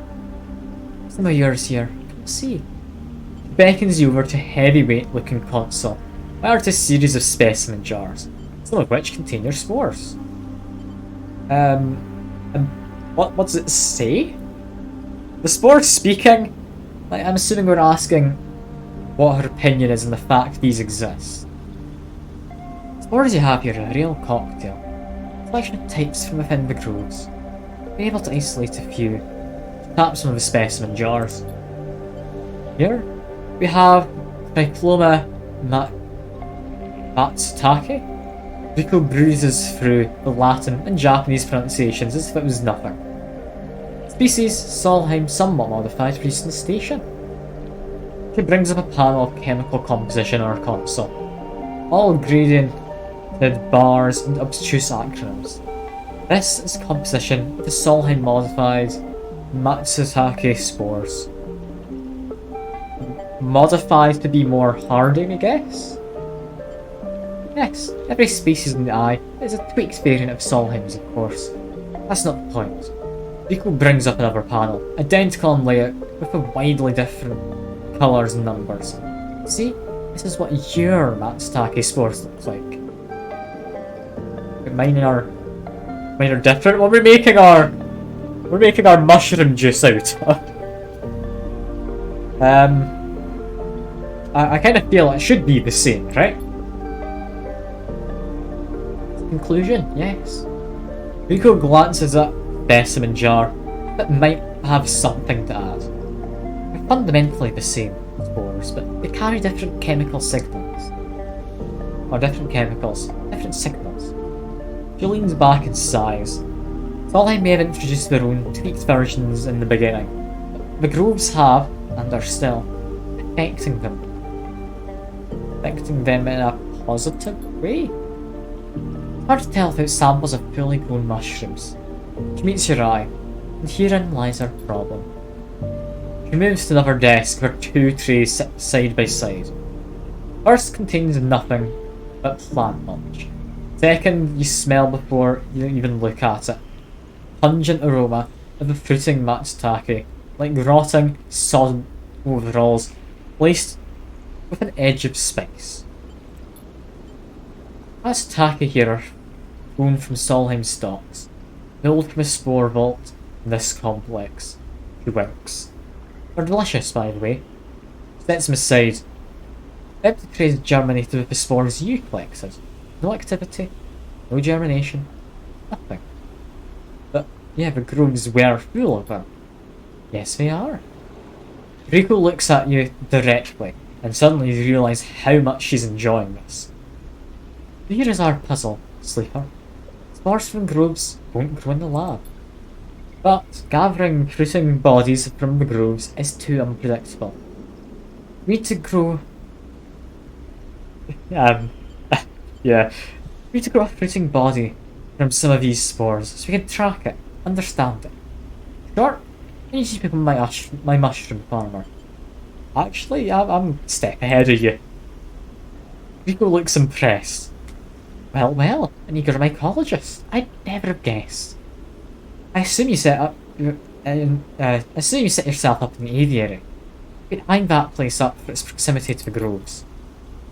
Bring me whatever grows. Not just the Matsutake. There's more than a couple of variants in there. So I'll need plenty of samples. What's a Matsutake cap from the tray? All things are reflections of your conditions. Smell, for taste, chemistry. All derives from the conditions of our growth. Smells a cap. Enough of these and we'll have a picture of what is happened here. The ways in which a biosphere is modifying itself, or being modified, whichever the case may be. Rico pops Matsutake cap into her mouth, taking her by surprise. Don't worry, Sleeper, he says, all softly chewing. This turns out to be a dead end. I'll make sure that not a single mushroom will go to waste. Okay, so now we just wait, and we get multiple different samples. Okay. So I'll take the Girol. Matsutake is better. That's good, because I need the Girol for else. Where? Okay. It's all getting a bit interesting now. I should save this. Probably, but I mean, why don't I just use it now? Why don't I? Anyway, into here. Let's get myself just fully stocked. Now we can keep ourselves maintained easily. And also, now that we are... Just inject myself there. We're gonna go live with the cats. Arguably a less good environment, but I mean, cats. I'm gonna continually lose money doing this, but I'm feeding them daily, best I can. It is worth it, I hope. Like, I think it's worth it, even if it doesn't do anything. Yeah, we now have Rabia. We also have Feng. Oh, Feng, you're a more important one. Feng grins at you as the bay door slides open. Above, in the rest of the building, people are busy, frightened. They speak in hushed tones and organise endless meeting after endless meeting. Haven Age have avoided a full-blown crisis for now, but change is coming. Feng is in good spirits, and bundles you inside before you even have a chance to greet him. That's the slickest operation the station has seen. He hugs you firmly. Made my job easy. He shakes you by the shoulders. I'm so proud. And he smiles. I got to watch through the camera. It's at the Haven Age security that weren't in on at Salt Station. Feng smiled. One of them straight up just whacked hard in their pistol. That was beautiful. I'm assuming they're just chucking him out into space. Not sure anyone knows, but he is cooperating in dismantling his operation and scaring off Conway. Maybe we'll exile him when they're done, or hand him over to core authority. Feng shrugs. Now, I know you won't be an issue. I'm gonna be focusing on the systems for a bit. Shakes his head, seeing as that's my actual job. Points to the ceiling. People upstairs weren't so happy though. Been fielding questions about the state of the eye, right and left, since the recording got out. People are scared. I mean, of course they are. Yeah, this whole thing hasn't won me many fans in administration. But I think in the end, I'll have to agree that outing Harden is worth it, whatever methods. Touches a stack of hardware. Eye is old. It was never meant to run like this. Master control points that Erlen and Haven Age installed keep it spinning from the rim. That isn't ideal. But if you're asking me, I will stop spinning next cycle? No. He smiles. And me? And a ton of other skilled people will be working to stop it happening in the cycle after that. Arden's problem is that he didn't believe in people, believed in systems, and their ability to shape the world around them. Feng squeezes your shoulder. As far as I'm concerned, people should be the ones running the systems, not the other way around. Anyway, Feng wraps inside of the terminal. No, you didn't come here for a lecture. Yeah, can you help my tracker, please? I haven't forgotten. Bruce is a thumbnail drive. I managed to finish that code solution I showed you. Modified Ripper one made to deactivate that tracker of yours. But at the time since I got back, I added something extra. That tracker of yours doesn't just show SNR where you are. It transmits data about the state of your body, your current condition. Why don't we just deactivate it? I'll edit that data to tell SNR that your body is irreparably damaged. DNR, do not retrieve. Grins widely. Very smart, right? I think that is actually perfect. Slot it in already.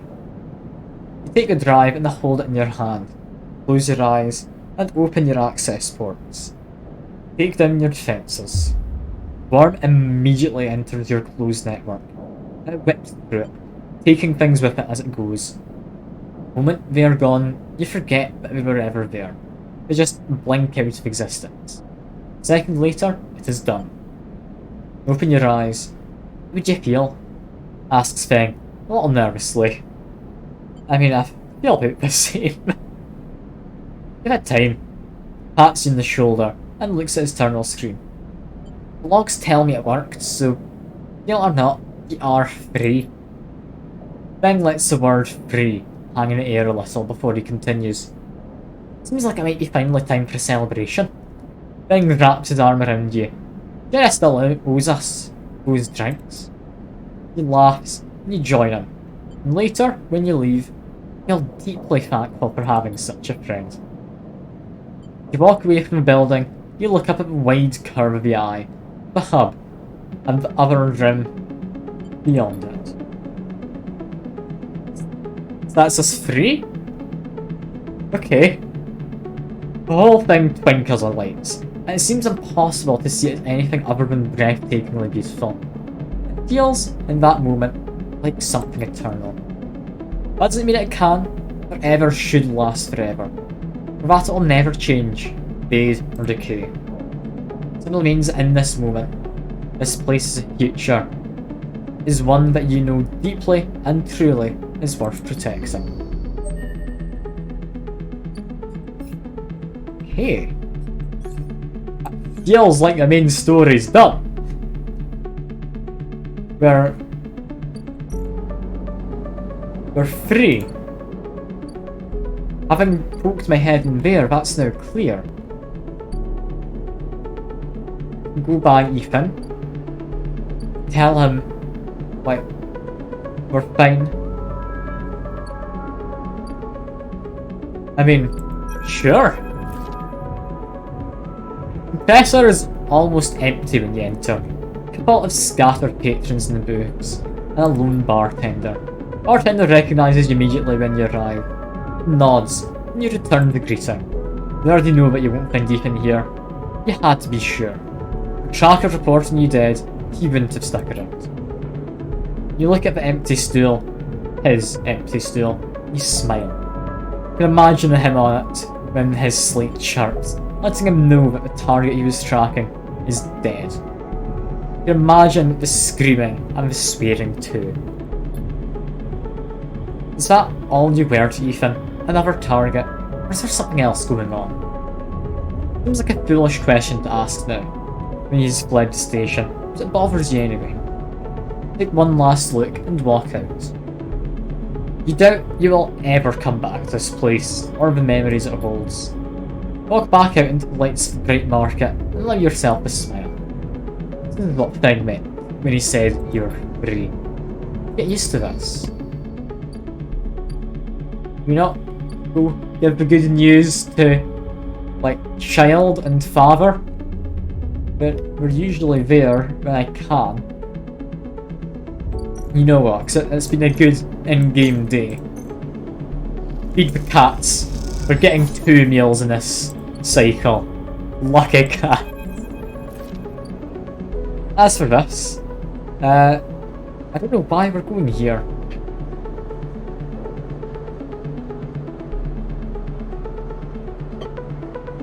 As you approach your dress Rabia gave you, a heavy hand falls on your shoulder. What's your business here? The Enforcer grips your shoulder, giving a hint of the strength her implants give her. You turn and see the same subsidiary eyes as Rabia and Toshiro have, glinting like mirrors on her cheeks. Yeah, please, the sleeper is here by my invitation. Rabia's command, the hand immediately loosens. The apologetic look replaces the scowl on Gia's face. Of course, Rabia, I'm sorry. Rabia waves her away. You worry. I appreciate your protective instincts. She smiles at the Enforcer. How about you head to the tambour? I have a delivery coming, and we need some help with lifting. Gia nods and walks away. So, Sleeper, you came. I'm glad. I mean, I don't think it was an offer. I'm sorry for that. She smiles a tight smile. You have to understand. Finding you there in Speed's unit, I wasn't sure where we stood. There are a few people in this station who would rather I was dead. I'd be sure you weren't one of them. I mean, not yet, I don't think. He laughs. I like your sense of humour, but let me ask you a serious question for a moment. Rabbi begins walking and gestures for you to walk with her. Takes you down a staircase into bustling walkways of the low end. What do you know about Yataghan? I mean, you run the low end. She laughs. Sounds impressive. You run out of the low end, yes. You don't run it. Full of carts push past, moving crates of supplies, and thin and winding passages. Reputation is one that implies threat. Is that fair to say? You're framed as aggressors, parasites, criminals. He gestures around at people in the passageway. When was the last time you saw a lawmaker in the eye? A policeman. Who makes a law here? I mean, it's Haven Age and I don't come into low end. Yes, I believe they do. Or, they like to believe, so don't they? By claiming a lineage that extends back into Erlen's Union, they assume the burden of authority. But we have no authority here. Out past the Bright Market, where few work in their shipyards or pay for their docking berths. Spend your time in the low end, your opinion of us is different. This is our place, our people. Land was empty in Erlen's time. Didn't need to house thousands, and keeping the yards and the rotunda safe was work enough. No, land was reclaimed later when the refugees started arriving. Rabia meets your eye. Collapse didn't just happen here, in the station. When Solheim collapsed, the entire system felt it. Colonies were abandoned, the moons of Ember and Cinder suddenly gained independence overnight. Some took advantage, some tried to hold it together, some fled. But I became a refuge. Erlen, to his credit, extended an open hand to everyone. But many within his organisation disagreed. Those new arrivals weren't as simple to corral as they hoped. Rabia leads you through a small market hall, busy with small stalls and traders. Erlen's Union was made of workers, administrators, people who were malleable, already organised into hierarchies and net. Refugees came from different factions and families, were scared, injured, desperate. Conflict was inevitable. Yataghan is a child of that conflict. A child born out of a need to stand up and claim our future. To provide security and strength. People call us a gang. We are a community. I take my position as lieutenant seriously. From my birth, I have worked to earn it. Rabia catches herself before she raises her voice any further. Both walk in silence for a while. Among the smells and textures of the low end, start to wonder if this place could be a home for you too. And whereabouts do I fall in? Like, I don't care too much about Sabine, we're really involved. What about me? Rabia smiles to herself and thinks for a moment before she responds. I believe that you understand the importance of refuge. So, I also believe you wish to help keep this place safe. She exhales quietly. For this reason, I'd like you to trust me. Not know what Sabine told you about us. Imagine it was not good. I'll be honest with you, Sleeper. I was never comfortable having Sabine as part of Yataghan. Ex-corporate employee? It goes against her nature. But their deal was with Yarrick. I kept my distance. Made sure Sabine had her surgery. Kept it supplied, that was all. I cannot allow people to go back on the promises they've made to us. Yataghan has not lasted this long because it's a charity. We offer, ask for support. Any betrayal will be treated as an attack. Yeah, they were a bit desperate. Any in the IR, Sleeper? Sorry, but we must ask that our debts be paid in full. I mean, Sabine found something. Please, I don't want to hear their accusations. They wanted to escape for debt. They've said anything. But where are they now? Stand behind their claim. Yeah, I've got no idea. Realise that Rabia has led you in a loop. Together, you both come back up a staircase to the walkway where you met. You're free to go, Sleeper. I've said what I wish to say. She looks out through the windows of the walkway. I would protect this place with my life, as it protected me. want to make that clear. Turns back. However, if you two wish to come under its protection, I can help you. Turn here if you wish. There will be tasks for you to complete. You'll be able to see Yataghan, see the low end with your own eyes, not as others frame us. As for Sabine, she pauses to consider her words. I will not ask you to betray them. If they contact you again, consider their motivations carefully. But Rabia leaves, slipping back into her office, while you stare out at the countless units, each a home, each a story that make up the low end. So yeah, you can work for the, like, is it like a more mafia than a mob? Like, I feel that's a lot more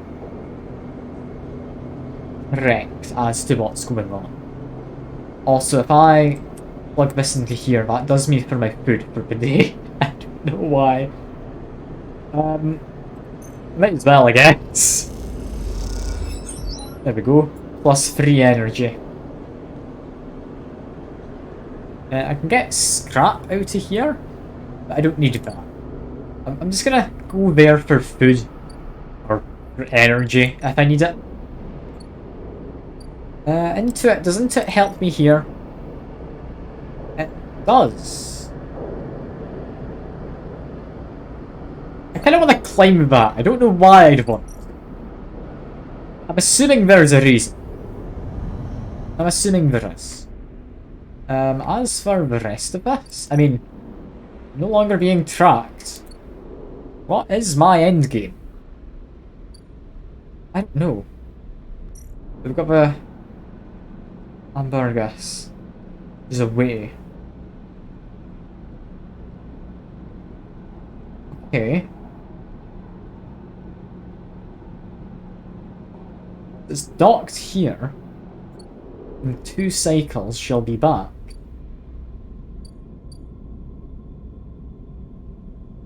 I mean, alright. I will get some scrap from here just so I can keep myself prepared later on. The rest of these aren't particularly great. Still not amazing, but I can work. In here, I mean, it just gets us energy, regardless of how well we do.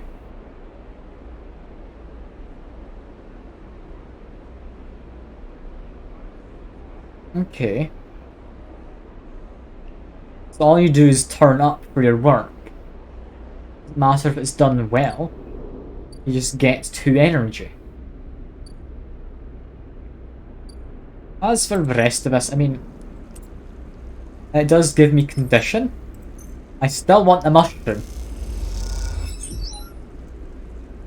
Not gonna give us a mushroom, is it? Okay, come on. It's into it. Damn it. I don't need conditions, I think. I really don't. So, with that being the case, I mean, what can I do? We've got the bar set up. I can do cooking and such at it. That's all good. Got offices? No point working there. What have we got left to do? We've got agents. No new nodes have popped up, have we? Yataghan agents, Heaven Age, or Haven Age even. Going over here. This is still cut off from the cloud, yes. Yes. Someday we'll be able to get into there. I don't know what day. Someday we should be able to. The waste, I mean, yeah, we're not needing that. We've got scrap we need. Do we just need a neutral outcome for this?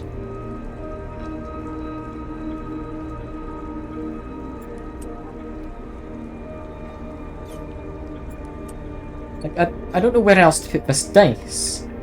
Is the thing. We gamble for some money. Money's never a bad thing to have, but like I feel I've about won the game. I'm just gonna be doing the rest of these missions now. I mean, I could do this. Sure. That works. We're now climbing up a spoke, or whatever that does. Yeah, feed the stray cats. Well, I need to do a bit of gambling or something tomorrow. But, like I said before, we're self-sufficient. We don't need anything else. We don't need money. We don't need any extras, and I'm just trying to dim my light quick. It's a bit bright. No, that's off. There we go. I just hope you'll be less shiny or whatever. Yeah, I won't immediately self-repair, that comes at the end of the day. Cats need fed. Thanks to Intuit, these 4's as good as a 6. You just go gambling. Like, from what I understand, is like cards. Or like some kind of strategy game. But yeah, because, I mean, we got the tracker done yesterday. I've done a bit of gambling. I'm just waiting for things, really.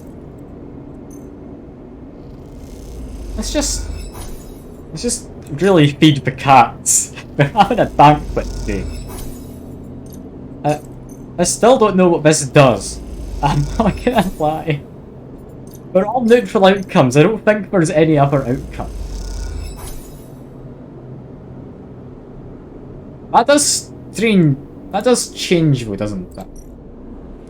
Let's just keep feeding the cat. There we go. I'll keep myself a 6. I can invest that literally anywhere. But I mean,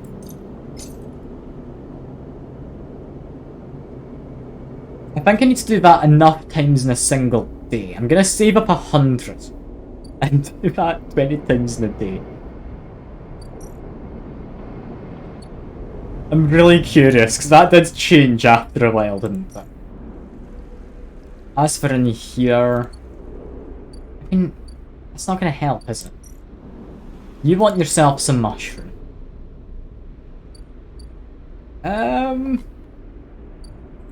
Arm stacks? We could be caught as a thief. It's probably not a good outcome.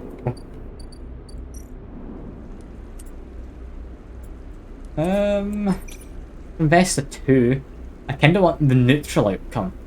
Because plus a negative condition, I want a mushroom. Neutral's energy. Foraging's not gonna get me anything, is it? As for the rest, I mean, it doesn't hurt to invest a 6 into here, does it? It's not as if I'm on a time limit anymore, so, I mean, sure. Why not? Okay, tomorrow we're just gonna feed the cats. A bunch. I'm putting all my stuff into working. Or, not work, gamble. Same thing. Both get me money.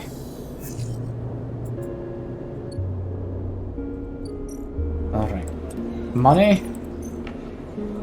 And, I mean, save the 6 again. I don't know if I'd want to put it somewhere else. And this will tip me over into 100. Okay, there we go. Now to just constantly feed the cats. Like, 21 actions, come on.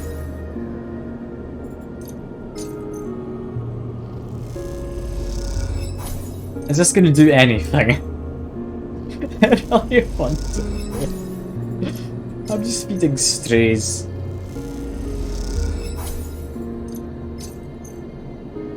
Come on. One day this is gonna pay off.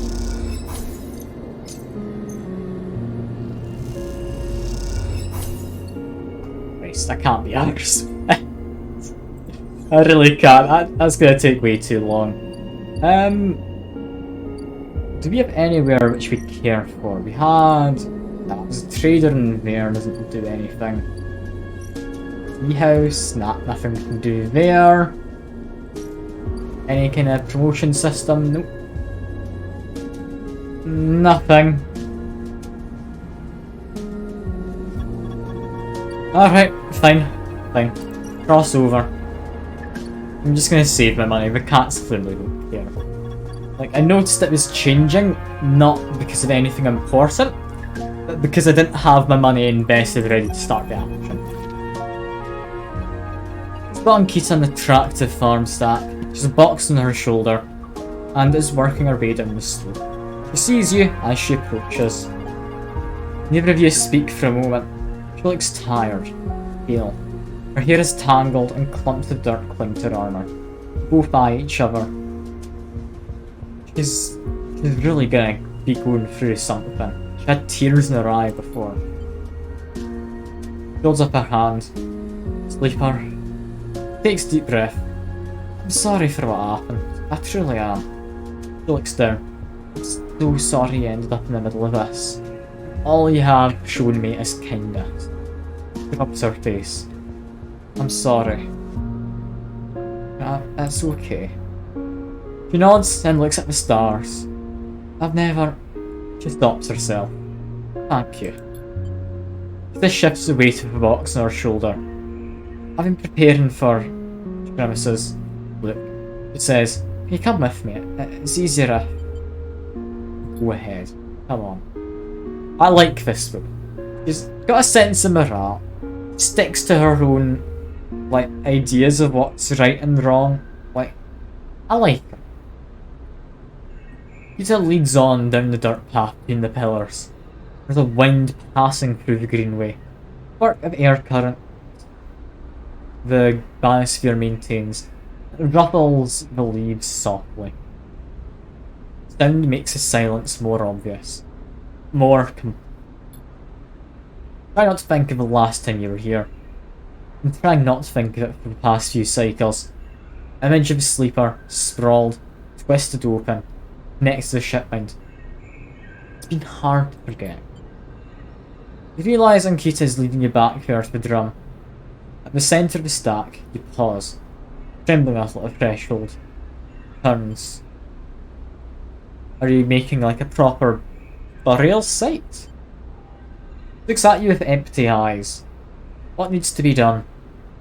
Stand on the threshold and look up at tanks, green and wet, some glowing with flickering glow lamps. You look down at Ankita, suddenly so small under the hulking ruin. Smallest she's ever looked. Places the box down. I'll follow her along. Follow Ankita into the stack through a low tank, entering the drum at ground level. It's beautiful, that is just as beautiful as you remember. It barely touches you. Instead, you check the apparatus of the tanks, the glint of weapon, the shadow among the moss. This stops, and you look down. Mossy, inside at the centre of the tank, is clear now. Equipment is cleared away. Its place is a mound of dirt, loosely covered with moss.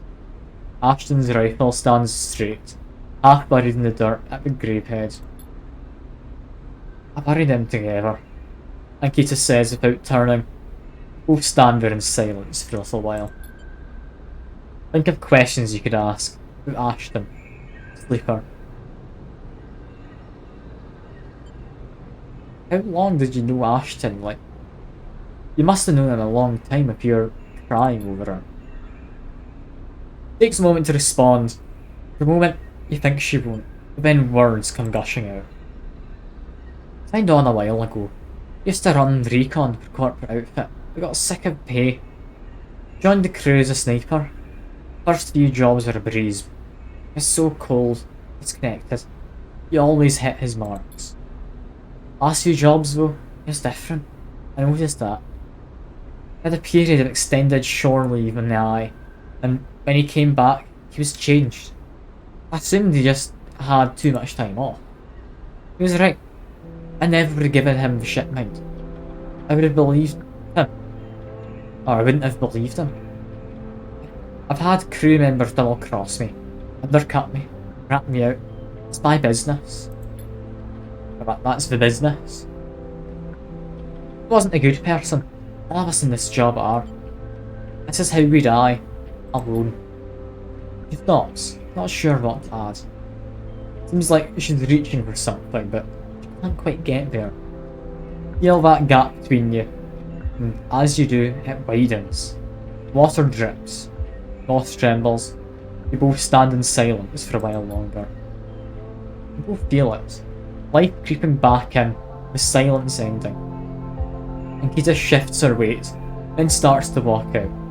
You follow her, suddenly eager to be back out in the open space of the Greenway, be away from this place forever. Stand outside and breathe the fresh air. Stare at the green leaves and the stars wheeling above them. That's it, says Ankita, from somewhere behind you. Try to think of something to say, but can't.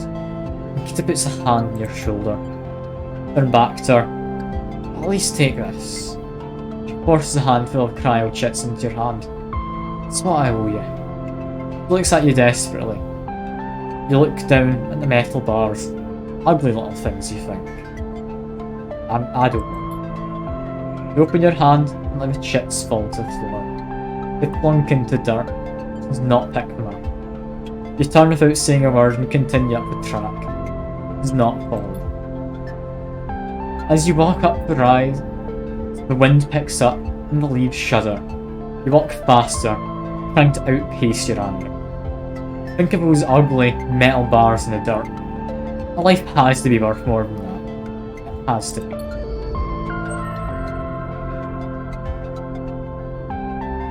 Achievement called the bad end. If I'd treated that differently, I feel that sleeper could have survived then, and I would have been and we were one of my crewmates. From like back when I worked with Ensinar. Ralph. Okay. Anything to that. Like, okay. I mean, I didn't need money. I'm happy going away in a bit of a huff. It's fine by me. But what comes now? Like, I've got more upgrades. Great. Let's make crypto a bit cheaper so I can feed the cats a bit more. Let's go feed them for a bit. It's a nice way to relax.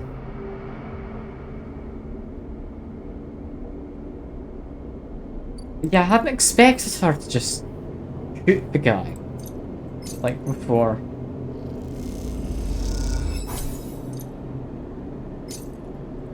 Okay, come on.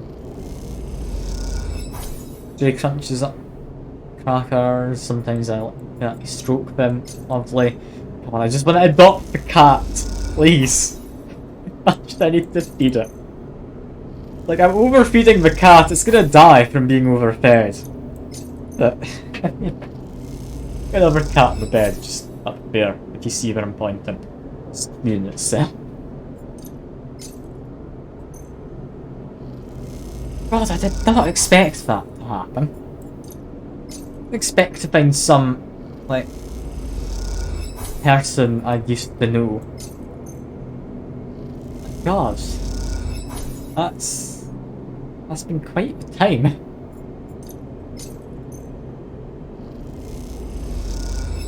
I mean, what do I think about that? I mean, I've still got this shipment.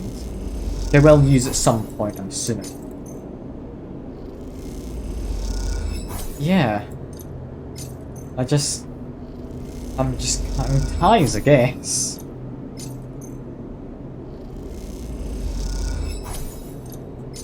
Like, she thought of me as a friend. I feel she betrayed me.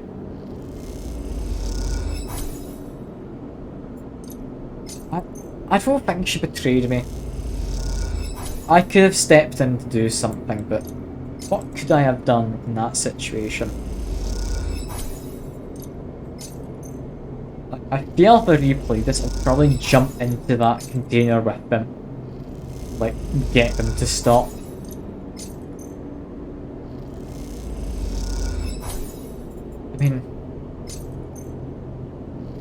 I hope she's gonna change for the better. I don't think she's entirely at fault. To be fair, the guy did just steal a shipment.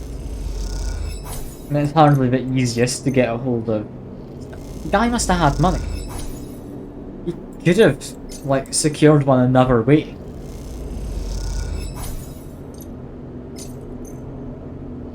Yeah. That was that, I guess. Also fed that cat way too much. Like, it's not healthy for the cat.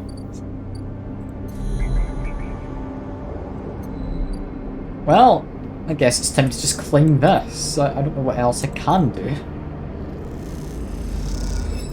It's into it, so I mean, I get to claim it quite easily. I'll finish claiming it tomorrow, but I think that's the last non-timed thing that I'm able to do.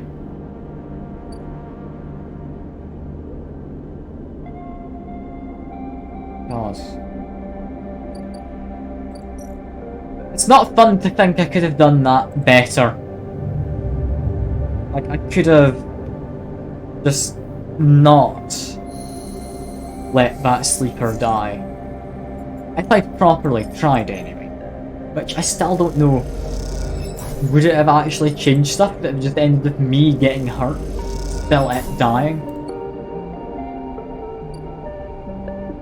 Like, yeah. She definitely shouldn't have shot the guy. She knows that.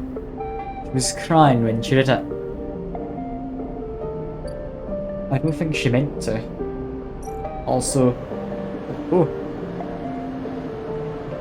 Why am I able to go there now? I was climbing up this. But now I've climbed up enough, I've got more options. Okay.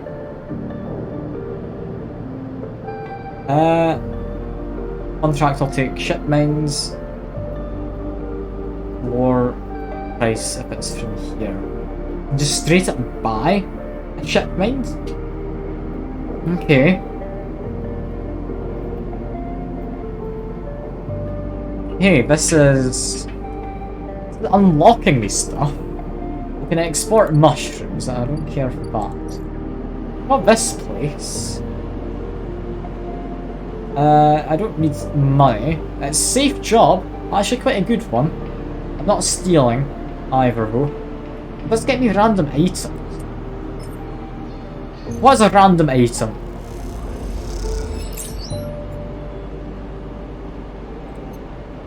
Not anything good.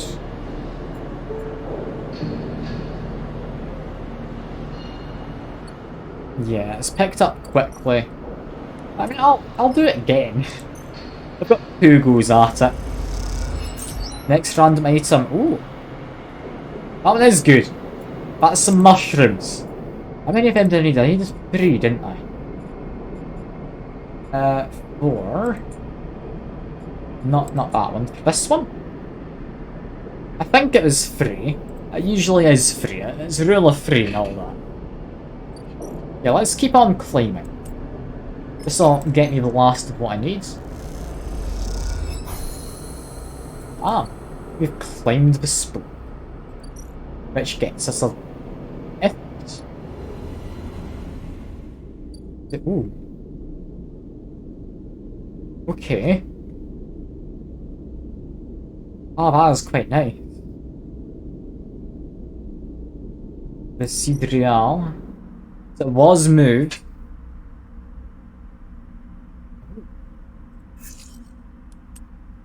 I mean... if I can find a way to get everyone on board.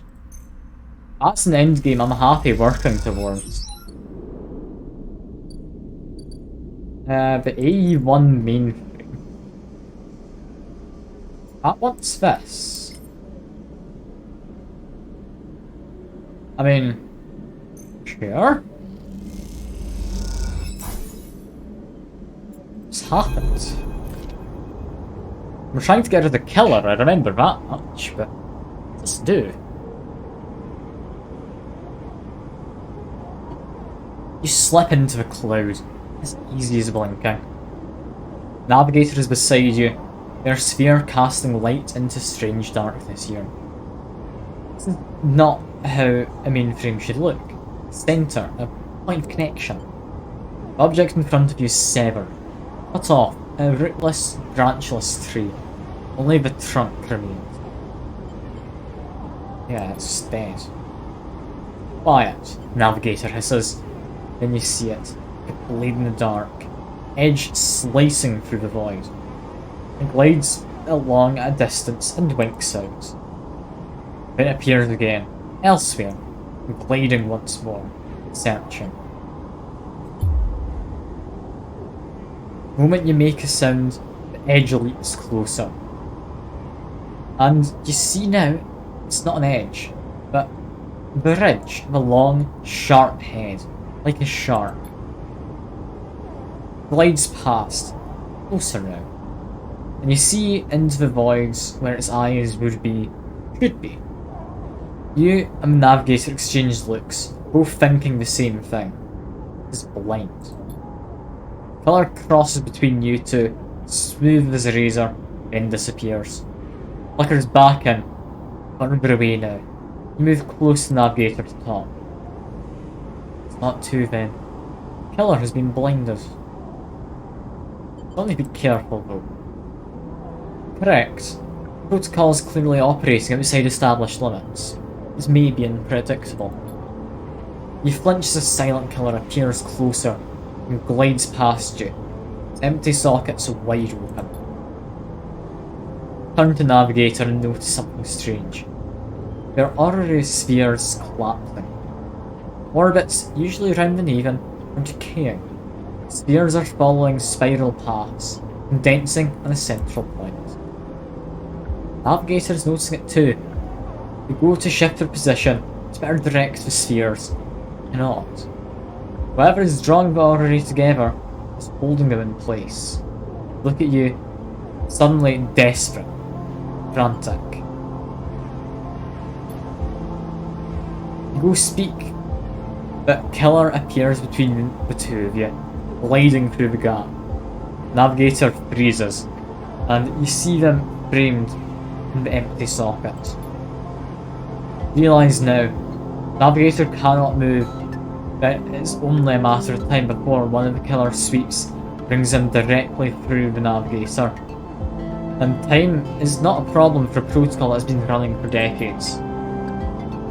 You look desperate around for a solution, a way to extract Navigator from the mainframe. Then you see it. 3 branches, the last 3, thin and spindly, feeding the mainframe a thin diet of power and data. Break these and the mainframe collapses, once and for all, severing the connection, shattering the hardware. Whatever it takes, they must be broken. We're encased in something. A glassy layer of protection to unlock access before snapping them from the mainframe for good. Look at Navigator, trying to reassure them without speaking, and you blink back to reality. Expression of fear and afterimage that slowly fades. You must act quickly. A glint, like a light travelling along the edge of a wave, fills your eyes. Then the blade follows, a long head with 2 dead sockets, slipping towards in silence. You freeze, hoping it'll pass you by, but it'll simply slice through you like air. Blade head nears you, slides past you. Almost. It nicks you, grazes you, desperate to cry, to call out. But you hold your silence, and simply watch the blind eyes of Killer glide past, empty of all thought. Then the blade winks into the dark, and you're alone again. Now you cry out. Okay. So we need a 4. We need... God, okay. The 4, we need a 6. And yeah, thought there was another one. We did 5. Okay, 4, 6, and 5. Got it. We will be back tomorrow then. Got various places to interact with. I'll look at them another time.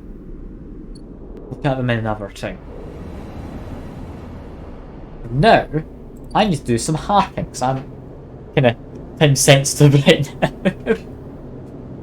Oh dear. I also need to eat, but it's not as important. Although, I'm remembering, I was about to go into my bed, but this should be done. I get random rare mushroom, the gorilla cat, as a repeatable action. Okay, that's quite good. Well, I'll do that tomorrow. We can sleep here. We'd 4, 5, and 6. For now, my cycle, I guess. Yeah. I don't think that this is a time-sensitive thing for harvest. We do have 4, 5, and the 6. I'm gonna immediately go do that. We need to go do the quest line. It's taken a while to get the quest line going. I'm definitely going to go do that now. Alright, into here. We do need food, but that comes later. Bypass, extract.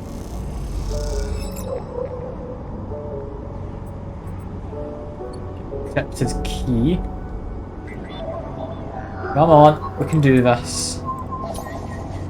Is this another encrypted key, or what are we getting? That was a scary noise. Again, come on. Extract the data.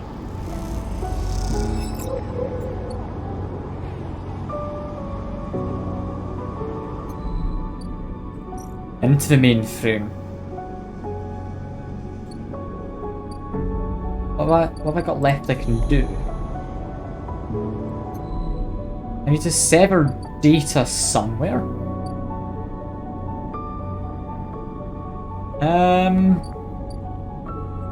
In these branches that I use for keys?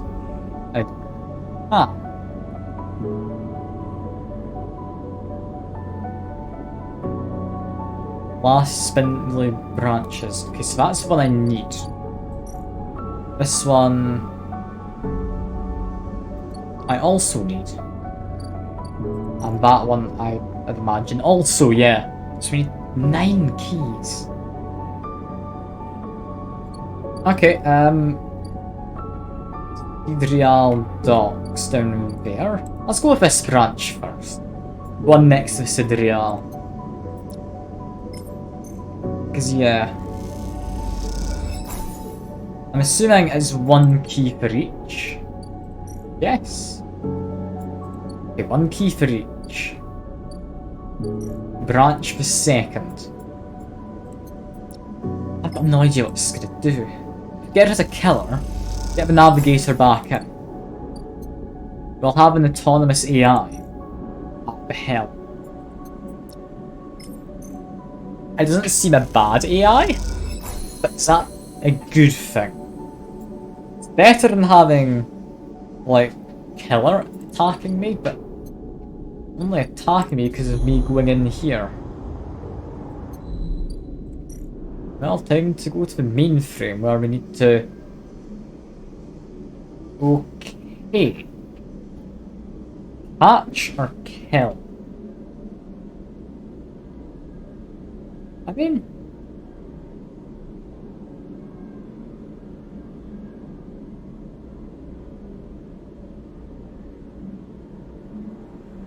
Currently, navigator's in the mainframe. That seems bad. It's not just I like the idea of just slicing at hardware.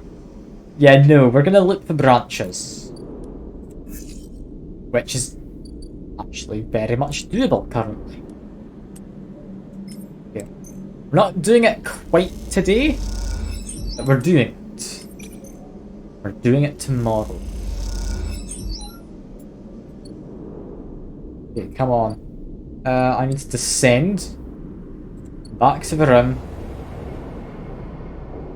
go to the house, feed the cats, bam,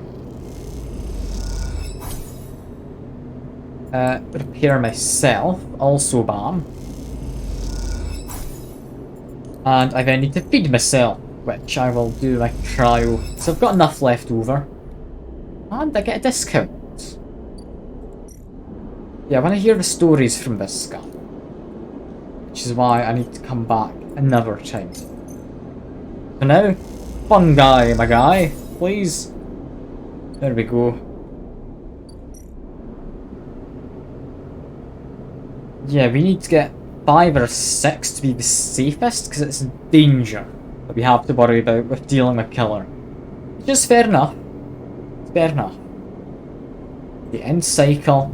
We're able to go at whatever pace we want right now. That is lovely. There's a single 6. That's all we need. Up we go.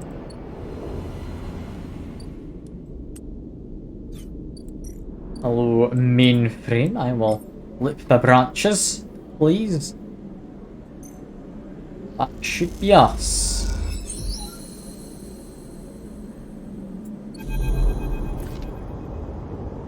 As you blink into a cloud, you see the last flickers of life from the mainframe. This vast machine once ran the whole station, span it up, directed and processed the flow of energy, water and data, hid the lives of thousands of people. Now, it is finally dead. Navigator is beside you, and you both look out the perfect ring that encircled you both, woven from the data branches that once fed the mainframe. See a glint along its edge. That familiar blade-like head rises to the surface, like the cresting fin of a shark, then slips into the loop again. And all that you can see of the killer's body after that slight, tight thickening of the loop, and that thickening begins to travel around a long and slow sojourn that'll last it forever. I am surprised at you, says Navigator, drifting faintly around you in lazy orbits, as if to shake off their imprisonment. Killer had been wandering blind for so long. Did you not think to end him forever? Perhaps it can be saved. You are naive. They're a killer by nature. Look what they did to their own home. Navigator gazes into the darkness. This place is their domain and prison, and they had followed their directives for many decades. They roamed here. Or they had followed their directives for many decades they roamed here. Cut the threads of the mainframe, executed its administrator AIs, and then kept slicing. At some point, they cut away their own ability to see, to sense, to taste, to speak, and yet they kept cutting, until only 3 threads remained. From millions that once thrummed here, only their blindness, chance, kept them from making those final 3 fatal cuts. There is a ceaseless violence in the kind system that creates beings like this. Those that'll execute commands endlessly, even if to their own destruction. Navigator looks to you for your thoughts. I mean, their sentence should be respected. So be it, but they would respect our rights equally. Navigator turns away. You watch the data points of the station spin around you, blending with fixed stars. Something satisfying about finally wrenching the last threads of control from this central point. Little more than a ghost by the time you reached it. This place deserves to be haunted by better ideas than a totalizing system of control. Navigator floats beside you. It is free now. This station no longer presents a hazard for illegal entities like me. We turn to you, your face a cloud of shimmering light. In fact, in time, perhaps it can be a refuge. Refuge? That sounds like something of value, something worth building. But a dark shape passes across your vision. Distant curve of something like smoke or oil. fluid, shifting tank of total darkness. The Greenway, says Navigator, following your line of sight. It's cut off at the moment of collapse, so hunter or killer could never reach it. Now it is closed off to us, separated from the clouds. So perhaps there's some sentient AI who's safe, managed to take refuge in there they're actually alive. That'd be nice.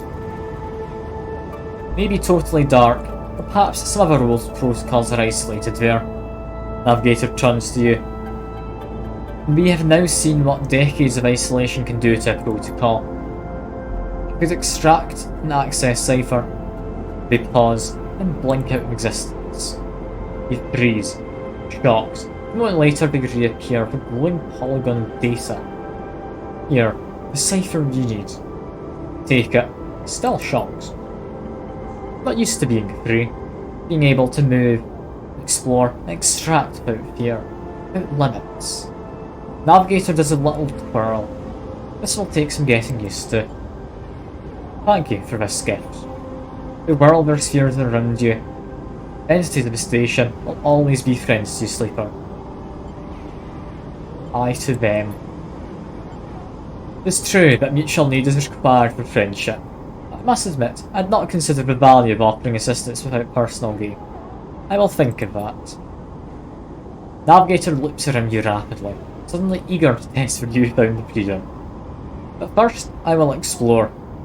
Perhaps there are still intelligences that hid themselves as I did, in case the system's cut off. Navigator glows. If you'd like to free them.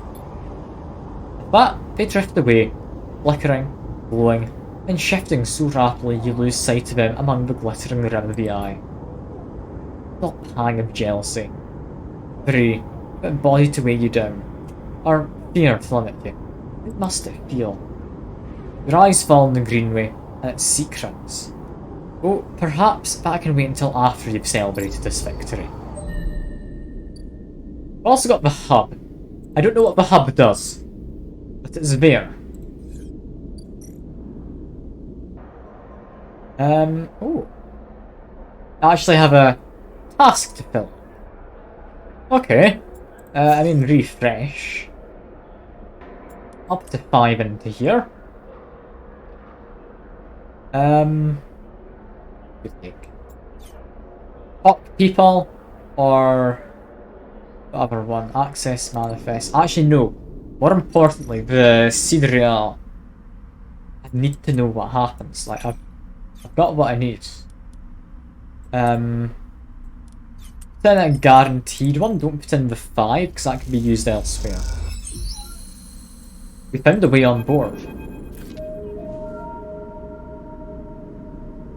Quite achievement, isn't she? Sindri Silas must be proud. Recognise the resonating voice of Castor immediately. Turned to see him, who didn't, and tucked into shadows near a viewing platform. Castor? What's he doing here? I see you remember our game. Good. In fact, no, he was brushing one, wasn't he? I see you remember our game. Good. Looks around, but the platform is clear. I'm afraid you'll have to wait for the rematch. Microgravity makes travel a little difficult. He smiles broadly. Castor walks to stand beside you on the platform. Telltale clunk of magnetic boots accompanies his slow crossing. He notices you looking at them. I don't like it much up here, explains. I hear there was some trouble at the Haven Age shipyard when they announced the results of the cool lottery. Yeah, they really screwed everyone over. I know. Sighs meeting your eye. An ugly business. Still, sir, too used to the way things work in the core. Exploitation is the only logic they know. He gestures out at the Sidereal. You know why we built this monstrosity on the eye? Probably for control, yeah. Certainly, there's no corporate oversight out here. That's not all. He stares at the pristine yellow hull. Silas built it here, says Castor gravely. They didn't want anyone to know it exists. He rubs his forehead, and secrecy is something I cannot abide. turns to face you. There are people being loaded onto that ship as we speak. Sleeping people. Locked in cryo-sleep. That person you are emulating. There are hundreds of them. And Celes wants to see them out to that planet, the edge of the settled systems, without anyone knowing where it is. But you, Sleeper, can do something about that. You're like me. You deal with data. You can read it right out of air. With someone like you, on that ship, secrecy isn't a problem. I can ping back whatever I need, whenever I need it, as long as you're on board. Beyond the Cedrian, some minor modifications. Pauses. You'll be my eyes and ears.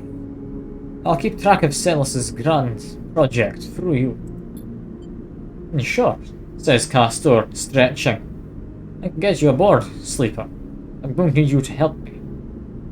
And I disagree? But I doubt you will find a way onto that ship out there. But yeah, it's not just me. Yes, your friend, Lem. It can be arranged. It's difficult, but not impossible. Condition is, of course, that you go too. I like Lem. Okay. Castor plunks closer to the window, watching the tugs wheeling around the Cedria. Simple enough. Only one that will get you on that ship. Please consider it. Turns back, silhouetted against the ship. But to make it happen, I need your assistance, as I said. There is a Celes Foundation ship docked in the now empty shipyard. I need the data from its server. This will allow me to produce the IDs necessary for your transit. Castor looks over his glasses at you. Celes aren't stupid though. Their ship is totally isolated from the station. You'll need to get on board if you want to access their air vault servers. Once you have the data, meet me at your friend's Eunice. We can give him the good news. Smiles. I noticed his importance to you, and the little one. So cute. Don't extract data before CGL Horizon leaves the hub. I will get the message. But we have other options. But you're certainly my preferred one. But be sure when you act, Sleeper. Once you take the data from Celes, a set off a series of events that'll likely be hard for you to untangle yourself from. Either way, I recommend you stop asking around here. You're bringing a lot of attention to yourself. Castor glances around, to emphasize his point. There are only a handful of cycles until departure. Sleeper, make your decision. Anyway. Castor marches back to the platform, sound of his mag boots fading away, leaving you to contemplate and see the real horizon, and the part it may play in your future. Okay, that's got long enough. That's got 8 cycles. That's fine. I can manage. I really hope I can manage. Like, it's probably fine, right? Like, what I want to do first. Mushrooms. I want to do mushrooms. We've been working on mushrooms for a long time. 2 random rare mushrooms. That's gonna give me... giving me just random mushrooms. Okay, it's got 1 last yield, so I will wait to get 2 more from there, because no, we only need the 1 for this. Okay, let's just panther these. I'd still like to fulfill this kind of stuff, if I can. Like all the little missions about the place. I understand it's not the most important. I'd like to. I got the Gerol caps. I wanted them. They're useful because I wanted to hand them to this man. Because he wanted to do some cooking.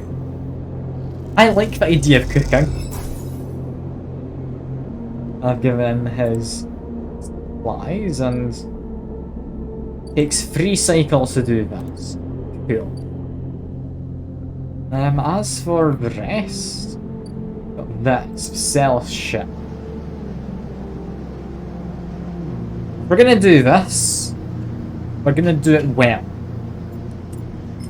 Bank plays into it, so I can do it quite well. With like a 3 or a higher dice. Bluffing would immediately put on lockdown if I go badly. I'm not doing that, I'm just gonna intuit it. That's fine by me. Alright.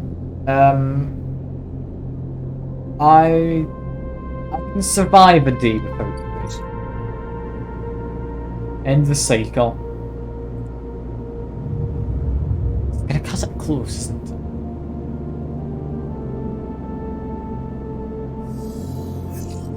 Okay.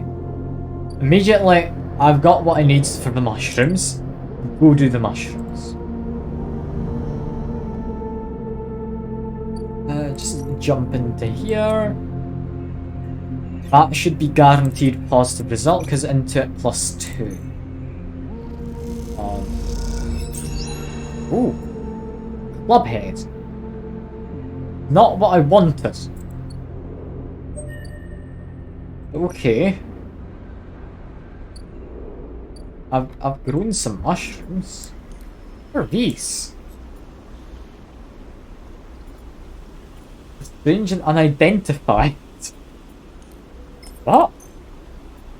Didn't expect that. Okay. Have some Garol, please. Is that enough? I need one more. Damn. Damn. I was able to buy mushrooms, wasn't I? I'm remembering right, was it you? No, you will buy mushrooms.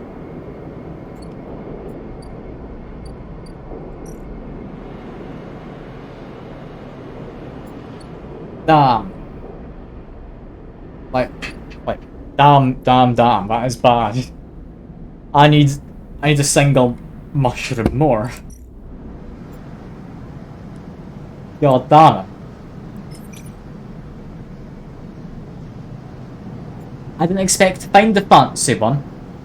I thought I had that all planned out fine. Okay, 100% positive, just plug in 2 of these. Come on, get me infiltrated.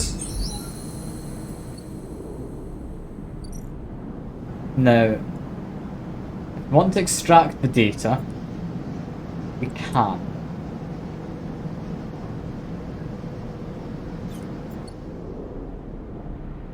How many days do we have left? Do we get a tracker on it?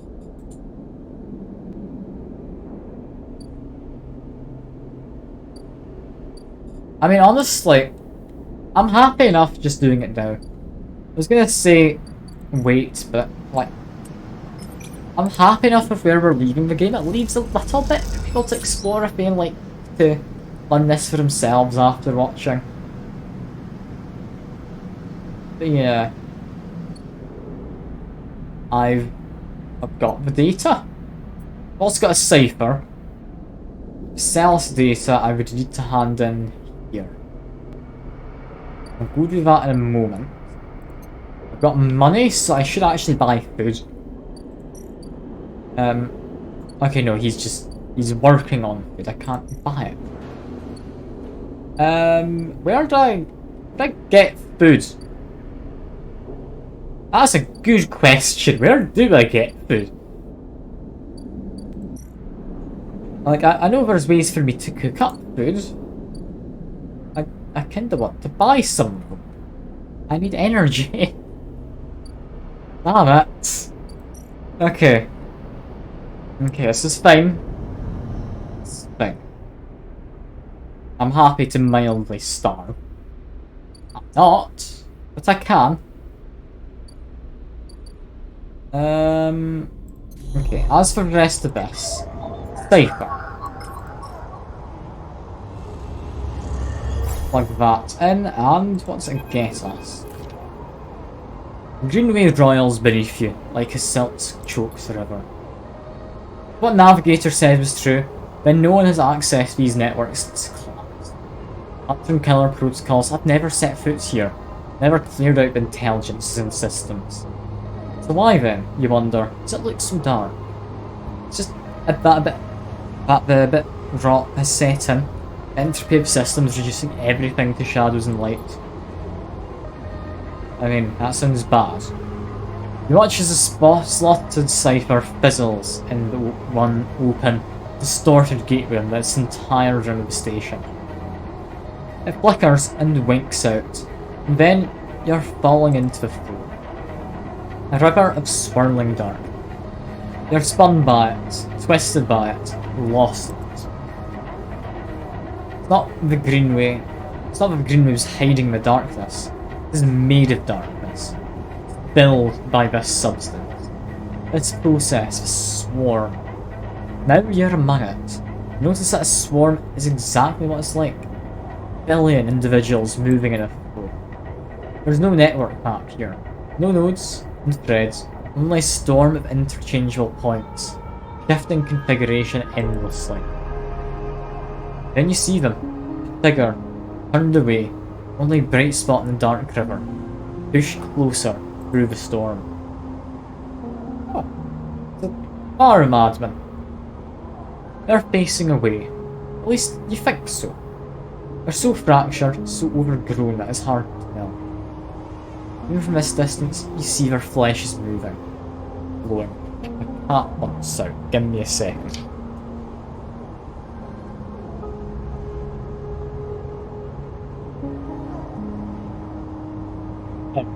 Cat has escaped.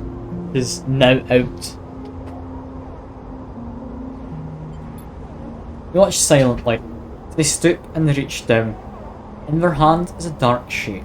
Twisted fingers they press it down into the loom of data beneath them, pushing it through this trembling soil. Then they move away, roll off further, and repeat the process, as if they were sowing a field.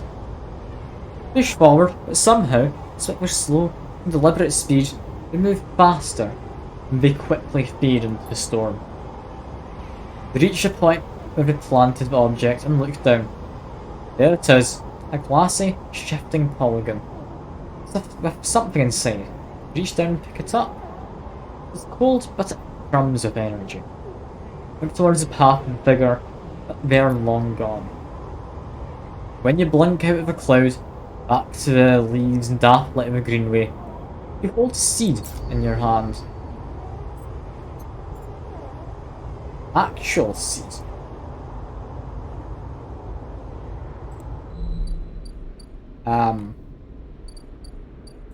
I mean, no. Can't do that. I'm confused. I'm assuming it's further down this quest line, or something.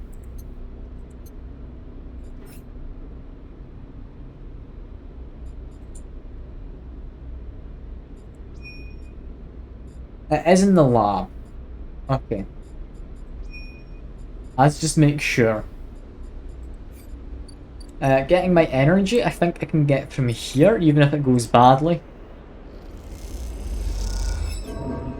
Negative outcome, +2 energy anyway. That's fine. I'm happy with that. We do have 2 upgrade points. I just save up to get +2, I don't care about either of these. But yeah. What now? I mean, I'm not allowed to just sleep, am I? I got the data. I need to complete an active scene. Fair enough. Fair enough.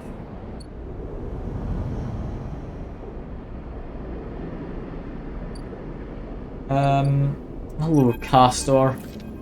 I really need a drink if I'm gonna keep doing voices and such.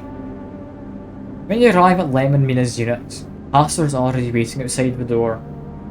Or outside, leaning beside the door. Give me, sleeper. Celis is already buzzing with news of breach. I was expecting. I mean, will it work? Don't worry. The breach cannot be traced to specific IDs I'm about to create. Castor reaches into a pocket and produces a sleek green and white hand terminal. The data, please. I mean, sure. Hand over a drive with the data, and Castor fishes around for a converter cable to hook it up. He slots it into a terminal, and after some whirring, a set of two transparent films armed with numeric sequence are produced. Will take us to an uncertain future. Castor smiles to himself. Child will roll with them, of course. He pockets them. These are yours. First, he holds out a white cube. Your side of the deal. What is that? Something to help us make use of. Passes you the square, you rest it in your palm. Small, white, perfect cube. Suddenly you feel a sharp pain plunge. He jumps from your hand and rattles along the walkway. You look at Castor apologetically. Castor smiles. Not to worry, he's done his job. Now, it is for you to do yours. You look down and see a tiny pinprick in the centre of your palm. Nothing sinister. Castor puts the terminal away. This way we can keep track of you on the Sidereal horizon. It's this tracker chip. Excellent. Castor hands you transparent films. You see shimmering portraits of you and Lem flickering beneath the surface. Go. Give him the good news. And he reaches across and buzzes the unit. Lem slides open the door, half dressed in his gear. Sleeper, what brings you here? Come in. He beckons you inside. Look aside, expecting to see Castor, but the wall is empty. The unit is cleaner, better organised than last time. Lem sits at a thin bar and gestures for you to sit. He is with some local kids. They'll start bringing lessons down the way. Seems to like it. I'll have a sit. Yeah. I've got some news, Lem. I have IDs, yeah. He's wondering what's up and all that. I'm not going to bother reading that. Lem freezes. How? Blinks sharply as if to wipe you from his vision. Does that mean? I mean, yeah, it does. Lem stands up and paces around the unit. We have to pack. Starts laughing. Like shit, we have to pack. Turns back to you smiling. How did you swing these, Sleeper? I made a deal. What a deal? Colour me impressed. You show him the ID films. He whistles at the portraits. Impressive stuff. Pats you on the shoulder. Just stay until Mina gets home. Tell her together. I mean, sure. Buzzer goes. That'll be her. Lem gets up and opens the door, and Mina, a bundle of energy and life, rushes into the room. Robot, she shouts. Lem picks her up. Mina, you won't believe what they brought us. You flash her the passes, and she looks confused. We're going away after all, Minnie. He lifts her up above her head, and that big beautiful ship. Mina screams and Lem laughs. Puts Mina down, and she runs over to you and hugs your legs. I love you, Robot, she says quietly. Only you can hear. Love you too. A while later, when you leave, you don't even think to check for Castor by the door until it's too late. Stop and turn, halfway down the walkway. There's nothing there. Even that little white cube is gone. So you keep walking, back through the low end, deep in thought, excited and scared all at once.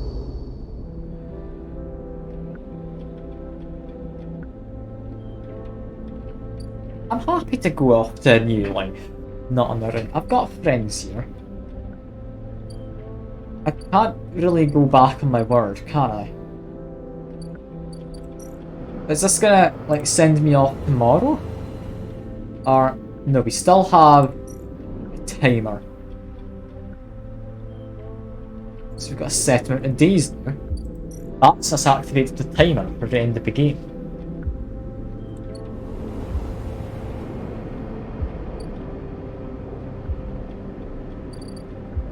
Well. There's really not a way to buy mushrooms or something. And also, who's going to feed the strays once I'm gone? I'd love to take one of them with me. Like, a lot of them with me. I mean, I'm only feeding the one stray. I'm not doing too much, but yeah. That's just now got a turn limit.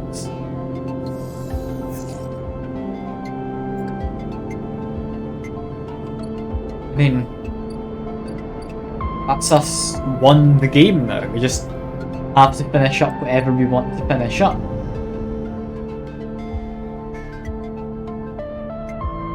Well, I mean, firstly, we need to be able to fix ourselves.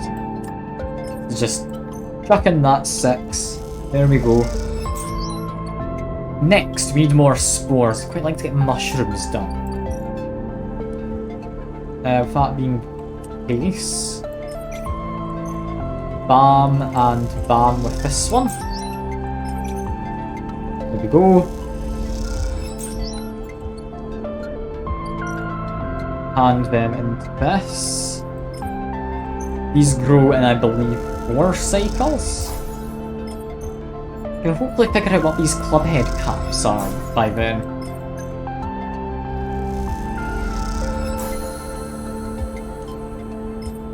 And yeah, I can't plug any more in. And is that 4 cycles? Yeah, 4 cycles. It's fine. Head on back then. If I need to, I can go do the like green belt job, get some energy from that. But I think no, it's next cycle we get that. Never mind. I think wrong apparently.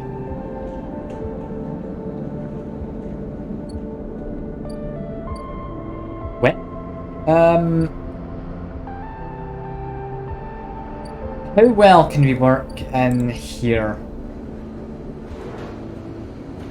It get us +3 energy. Get us +1.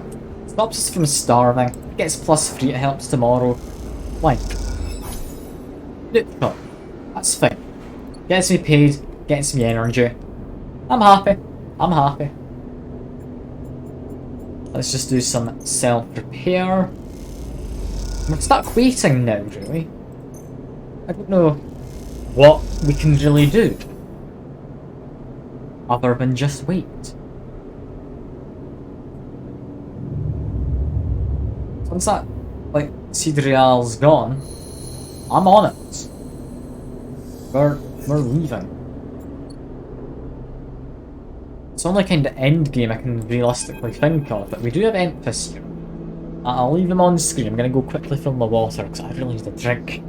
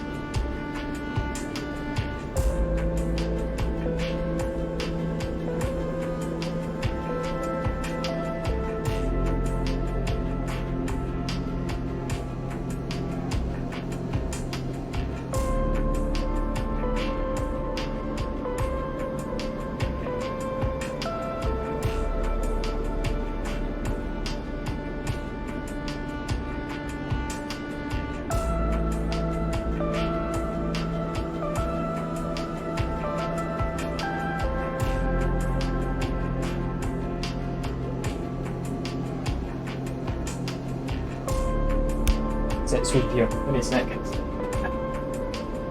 God. Imagine forgetting your headset. Professional streamer, I know. They don't need to tell me.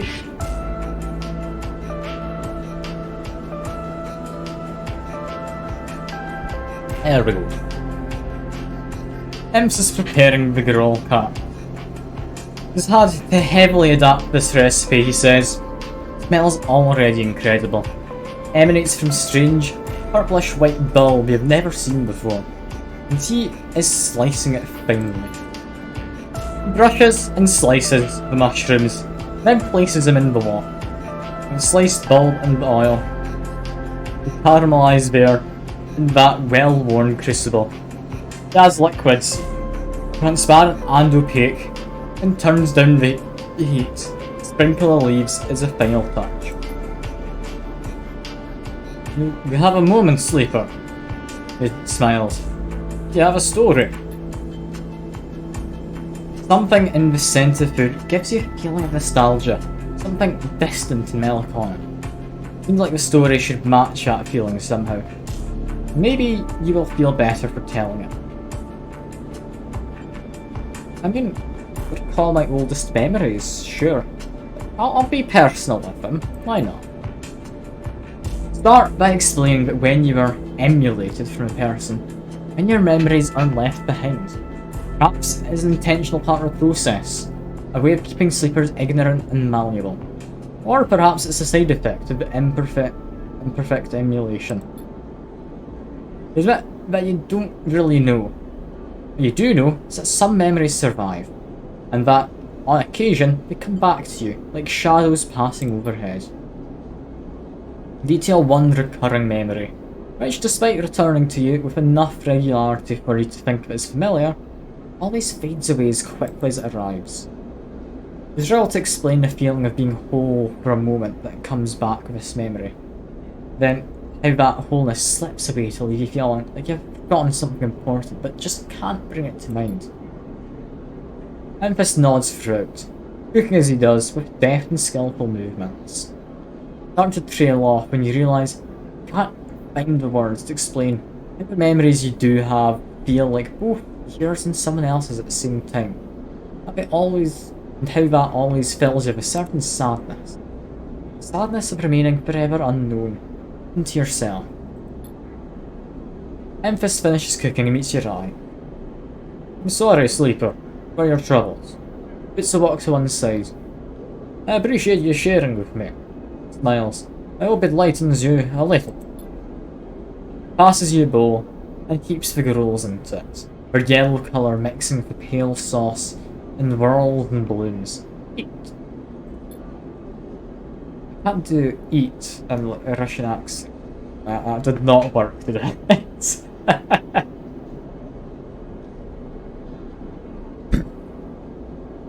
The dish is delicious, filling, it warms as you eat, in a way you weren't even sure your body could be warmed.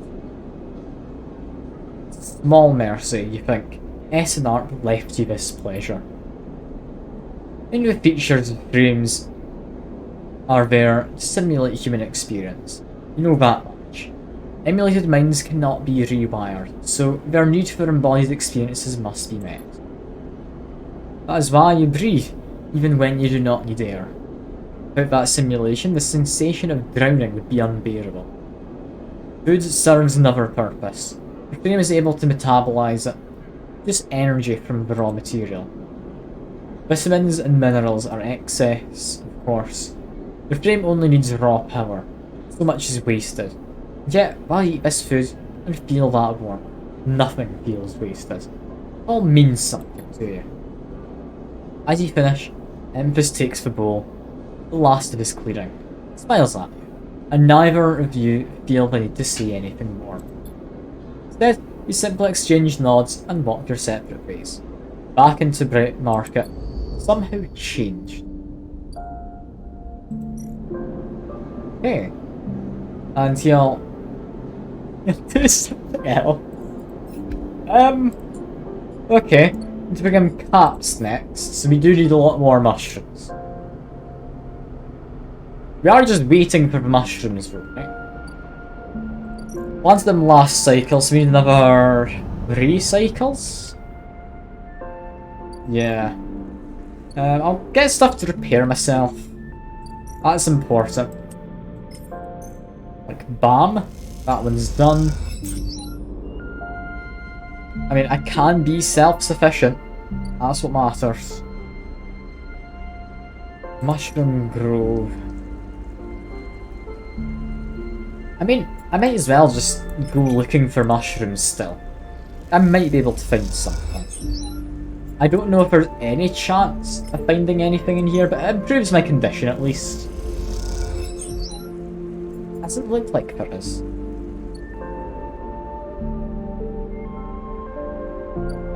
As for the rest, I mean, what do I need? Honestly, nothing. Honestly, nothing. Let's just go work some shifts in the bar. We do like the bar, or at least the people who work it. You can do stuff here. I don't think I want to. Actually, no, now I'm thinking. Stuff in the hub, isn't there? If I go up here, there's something I can do. Yes. Become a wanderer, or something of that nature.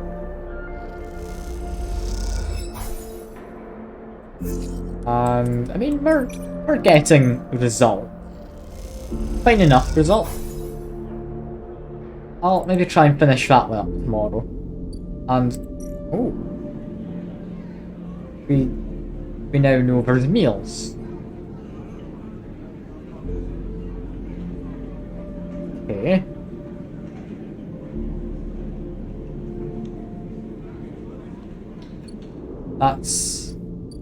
That's letting us find more locations. Looking around there. Okay, yeah, that's even more important now. Okay, I'm happy with that. And I keep saying okay. I'm not gonna stop. Okay? Anyway, end of the day. Got plenty of condition, we're just waiting for stuff to finish being grown? I'm assuming grown is the right term for mushrooms. It wouldn't be anything else, would it? Into here. And while it is risky, we can just stick in some boars and we'll be fine. Well, is that going to give us a positive outcome? It is. Then stick in this. Even if I lose energy, it's fine. But there we go. We have explored. What have we found? We found a ship mechanic. And... oopsie. I mean... I don't think I want one of these. Apparently the only place to sleep.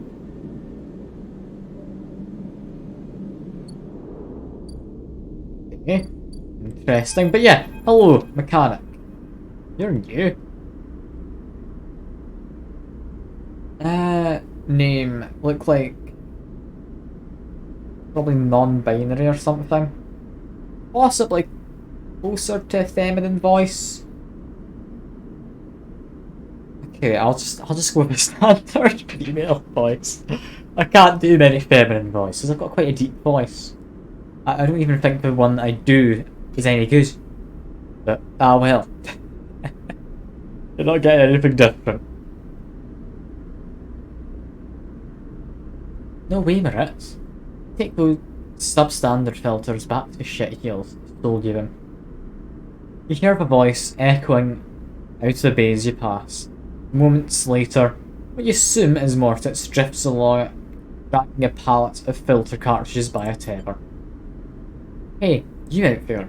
Same voice echoes out of entrance. Looking for work? I mean... sure? I just need a hand. Get in here.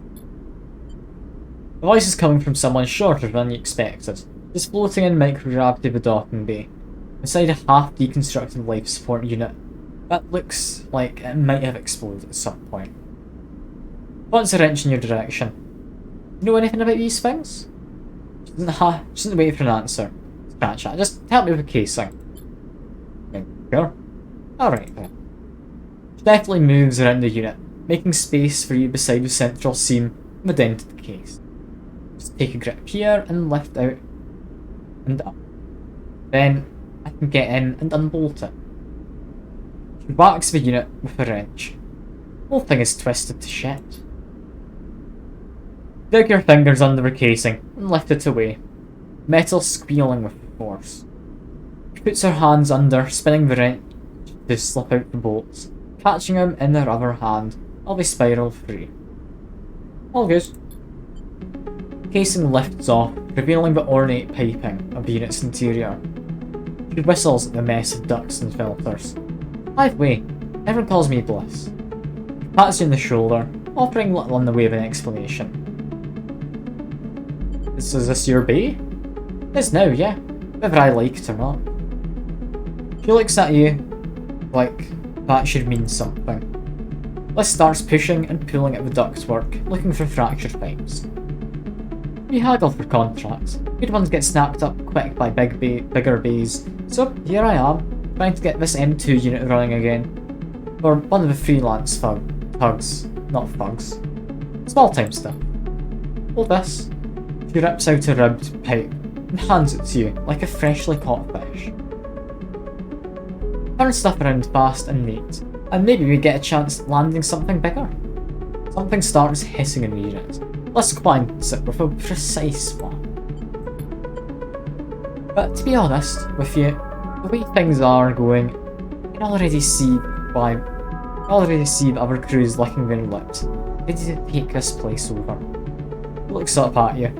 I'm almost out of luck. Well, like the hands. I appreciate it.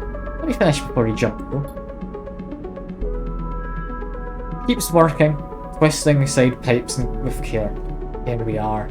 Bliss pulls her hand from deep inside the unit, and out it comes, clutching a lumpen cube, scorched black. This thing must have overloaded and popped half of itself out the side. You both duck down to the side of the unit and spot the exit wound, edges fringed with more scorch marks. Grab your replacement converter from racks, will ya? You kick off the unit from the unit and drift over to the wall rack. The catalogue of parts sits secured in clamps. Colour tape and scrawled notes flutter across the wall.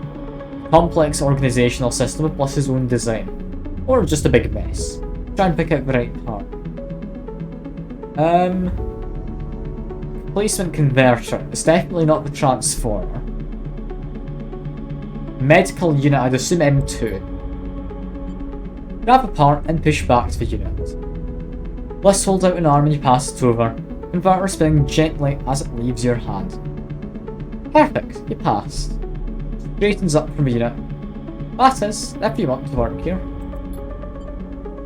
Bliss rubs her hands clean, looking down at her palms. Truth is, I need a hand here.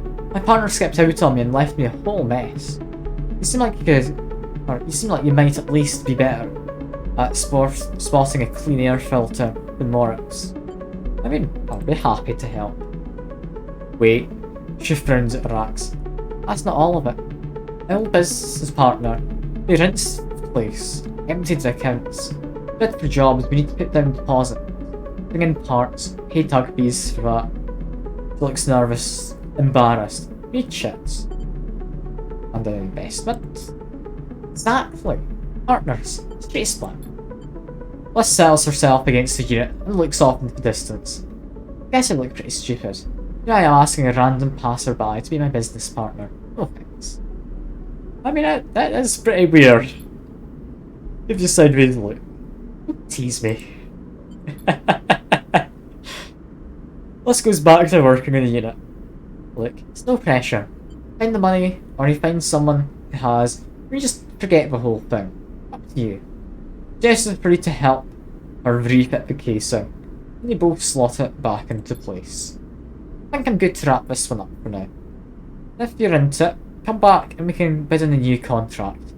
Something to get our teeth into, something that pays. Gives you a serious look. And trust me, I don't take this stuff lightly.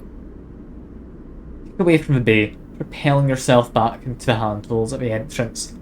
Slip out with a wave, and as you do, someone slips back in. Your bliss as you glide down the passageway. Lawrence, I swear to God, if those air filters aren't clean, you smile. Seems like this could be interesting. Okay. How much does she need? 80.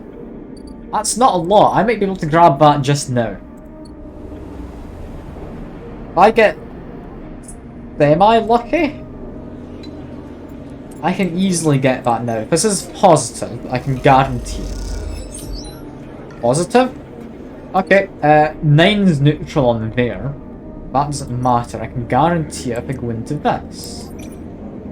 Do a shift here gets me at least 10 crime. Positive gets me 50. Okay, let's go get ourselves that contract if we can start on it tomorrow. Or on the next cycle. I think it's still tomorrow. Like, it's as close to the day as we get here. There we go. 20% off would have been 100 otherwise if I didn't take that pen. And here we go. He's now going to take 3 days to get a repair bid. I mean, you've got 4 days. I'm not the most hopeful that's going to work out for her, but I just won't tell her that I'm about to leave. It's interesting. I would have liked to have helped her out. But I don't think it's all that manageable to help her out. Stick these in. That's fine. Got myself to full condition. Just need to end my cycle. And not tomorrow, the day after, I believe, we'll have our mushrooms. Let's see. Go on through. Yeah, day after we get our mushrooms. Get some scrap for now then. Yeah, a bit of scrap. I don't need much. I'll grab just 2 so I have it spare. Then head on back across the rim. And for the rest of this, I mean, we need to get mushrooms, we need to leave in the Sidrial, we need to get more mushrooms, we need to wait for bliss, we need to grow more mushrooms, we could be an enforcer. Why not? There's nothing better to do. I'll be honest, actually, though. It's even all that worth it. I'll chuck this one in. That only gets me 1. And I'm just gonna get money. Let's go gambling. I'm guaranteed to win with this. Put that one in. And just hope for positive outcomes only. Like, that's a good amount of money.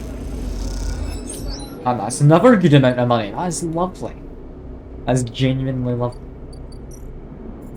Feed cat. End the cycle. Understand there's probably nicer places to sleep. But other places don't come with a stray cat. Alright, today is mushroom time. That common time of the year. It's not the slightest common. But yeah, start action. That's us got the 1 mushroom we need. We also have that. Kinda want to get some more of these. Got some more. Reroll them. Take guaranteed good outcome. There we go. We've harvested the mushrooms. We don't need more spores. And that means we can do this, right?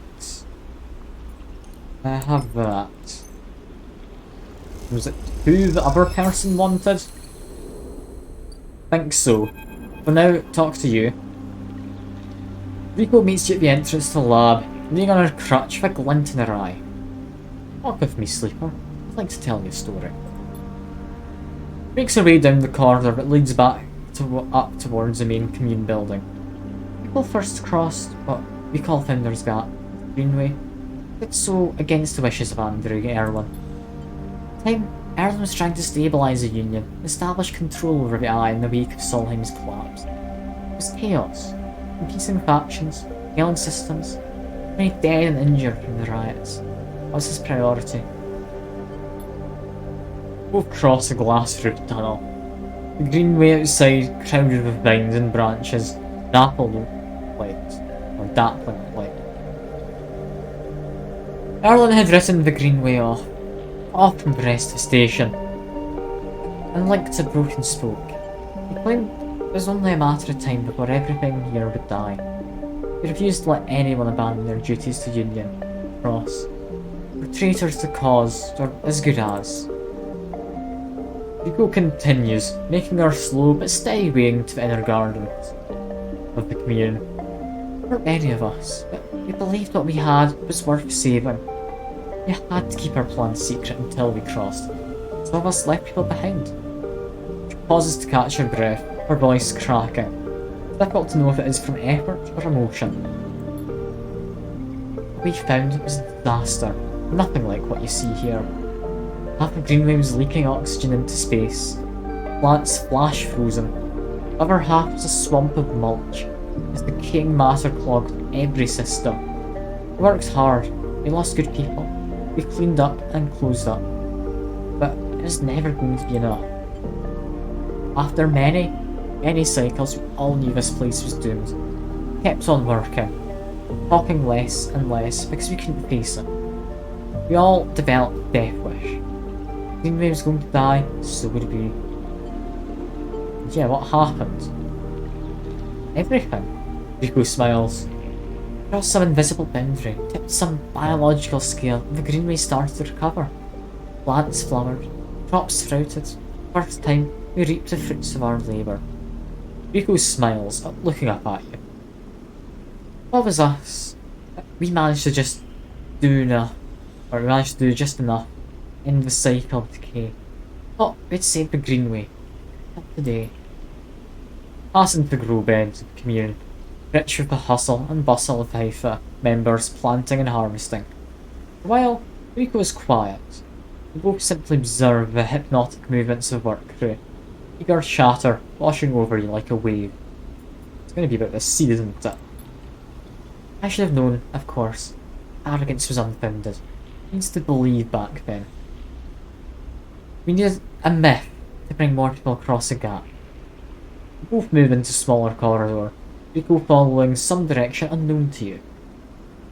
What you have shown me is that, back then, the Greenway saved us, not the other way around. Tell me, have you ever consumed one of the Matsuke or Girol caps? I have. I've had one of the Girols. Imagine they were delicious, precious, almost uniquely so. The muses. After all, they were designed for you. Rico has a mischievous look. First, I thought it was the location they were grown in. It was made of mushrooms from the aviary, from the labs or from the grove, so different to each other. But I've come to understand, it's the person growing them. Matsuke, the Girol caps you brought to me are totally unique, meaning compounds never usually found in similar species, in my possession. Many of these compounds aren't even digestible for humans, for a sleeper like you. Rico smiles as she leads you into the internal garden of commune, where the Haifa members have planted species from all over the Greenway. I'm sorry, that was not narrator voice, that's her voice. Back when the tide turned, when the Greenway started to recover, we all felt some response. This place was not just alive, the forest is alive. Alive in other ways. Communicative, responsive. I shrugged it off at the time, but now I understand why. Rico stops and turns to you. This place is responding to us. adapting itself to. It's growing rooting bodies for you, for me. It's adapting, changing. It is, in short, displaying all the signs of sentience. It's the gardener, yeah. The person who was planting the seeds. Okay. Perhaps not the greenway itself, but the ecosystem itself, or something within it. Rico sits on a bench with peaceful gardens and gestures for you to join her. You've been growing the girls and the Matsutakis and aviary, species so similar to the greenway. Have you discovered any others? I mean, yes. I found 4 of them. Rico can barely contain her excitement. If you'd like to see those, please bring me some next time you're here. Look around the garden, amazed at the sense of peace within it. Rico interrupts the silence. The species of mushrooms I haven't seen in years. It's dark, short, shaped like a club.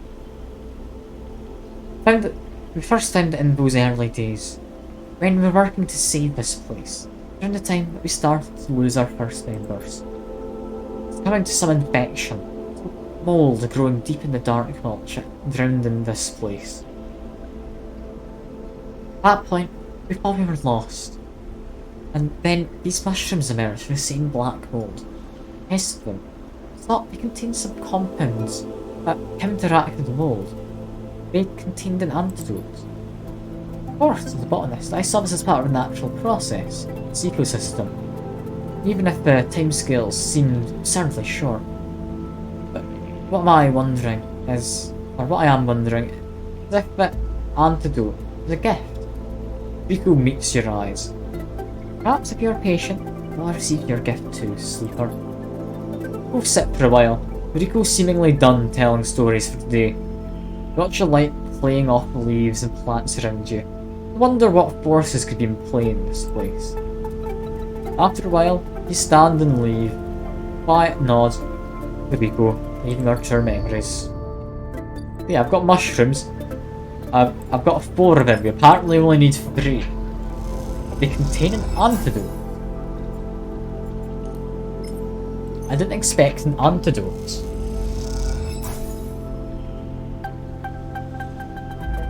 I'm assuming this then leads into that seed we found.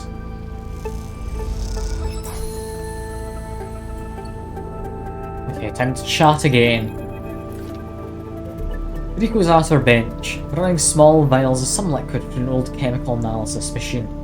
The whirring of a spinning drum fills the labs with white noise. And you aren't sure if she notices you approach. Sleeper, it's good to see you. She looks up, smiling. This project of ours has been keeping me awake the past few cycles, but right now, well, I think I have something. I mean, sure? She should rest, but I'm also curious.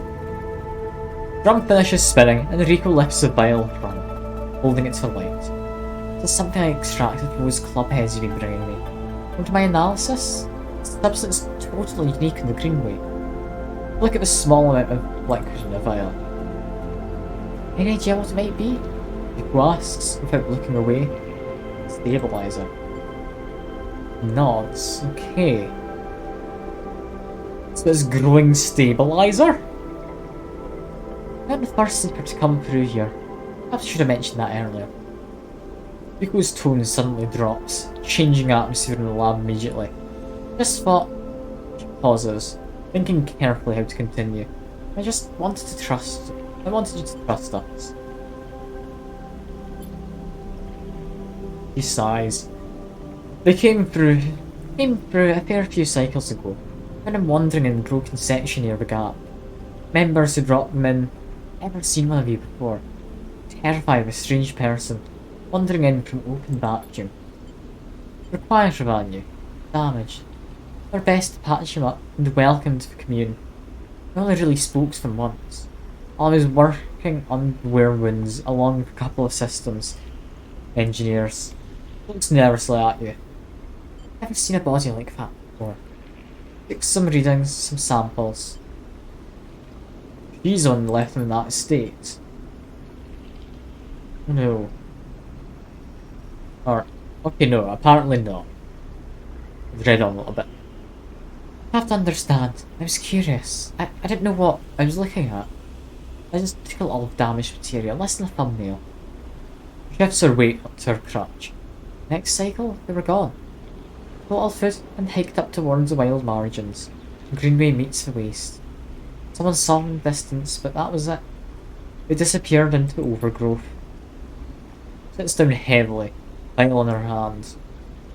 When I saw you, I wanted things to be different. I wanted to keep you here, rather than let you disappear into wherever we ended up. She smiles to herself. Yes, I wanted you to understand this place better, but I also wanted to help you. It seems that somehow both my wishes have come true at once. This is for you. Take the stabilizer. The glass cold and smooth in your palm. Thank you. Don't thank me. She gazes out of the greenway through the glass. Those clubhead caps made it for you. At least, who or whoever made those clubheads. Starts to clear her bench. I was right there, contained in their tissue. I only had to extract it. Imagine you understand how incredible that is. I learned enough from that sleeper to know that your body, your frame is it, runs on some exotic technology. Exotic technology that has a time limit built in. Somehow the Greenway knows that too. It understands your physiology much better than I ever could. It knows how to treat you. Just like that miraculous antidote that sprung from the mould. This sprung from your presence here.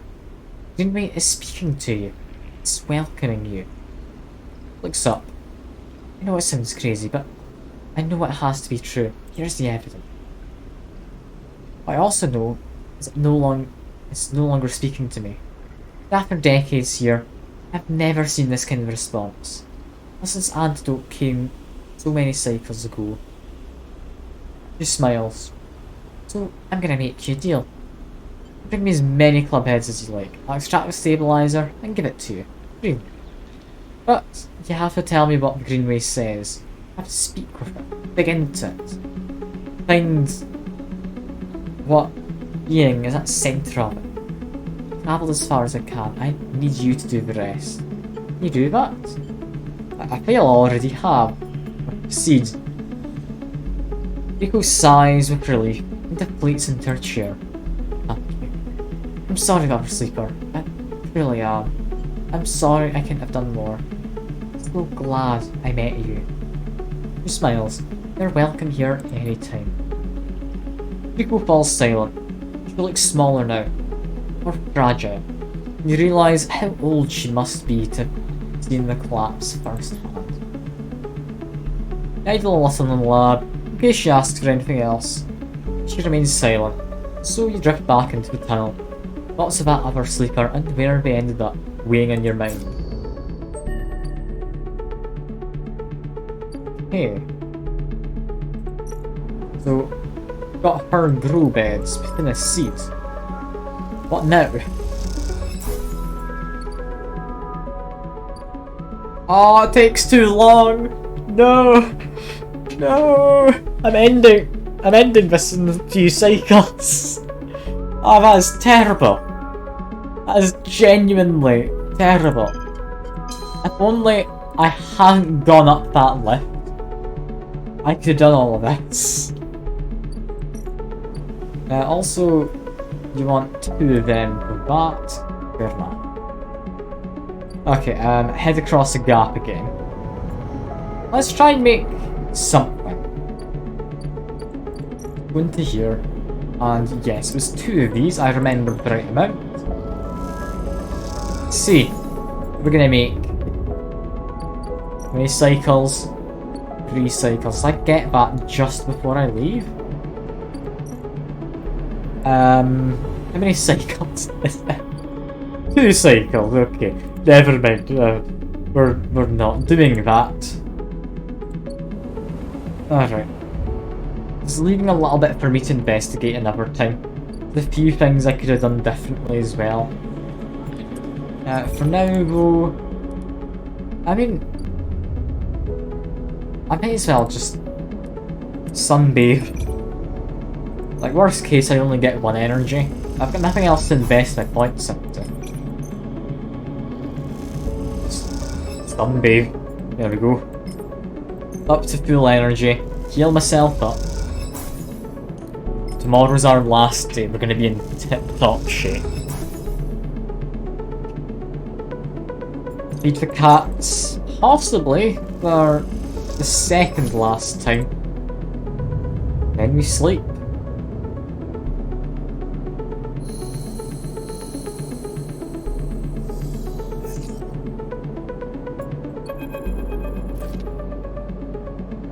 Oh, it's this man. Bless his person. Hey, a quiet voice greets you as you leave. Sleeper, it's me. Ooh. Moritz. He pauses. I work for Bliss. Rubs back of his head. Not an easy person to find. I mean, I don't really have an address, but a move around's a politer way to say it. Horace holds up his hands. Hey, no judgments, it's cool. They both stand there for a moment, each waiting for the other to speak. So what's up, my man? Ah yeah, well, Bliss needs you. A job just came in, a real big one. He's asking for you to come and help her out. He nods sagely. Okay, I'll be right there. Nice, yeah. Moritz stands there for a little while, unsure if message is delivered. I've got it. Cool. He looks around. That's just likes me to do for a job, you know? He rubs his hands together before burying them in his jacket pockets. See you, Sleeper. Moritz ambles off down the corridor. He gets a filter cap on his way out. I'm to head to Bliss's Bay. Is this something I can complete in 5 actions? I hope it is. I doubt that's the case. I mean, I've just upgraded my engineering pretty much specifically for this. Ember's Wake? Is that? Okay. In 3 cycles, it's gonna be bad. Okay. Tentative engineering. I can do this with ease.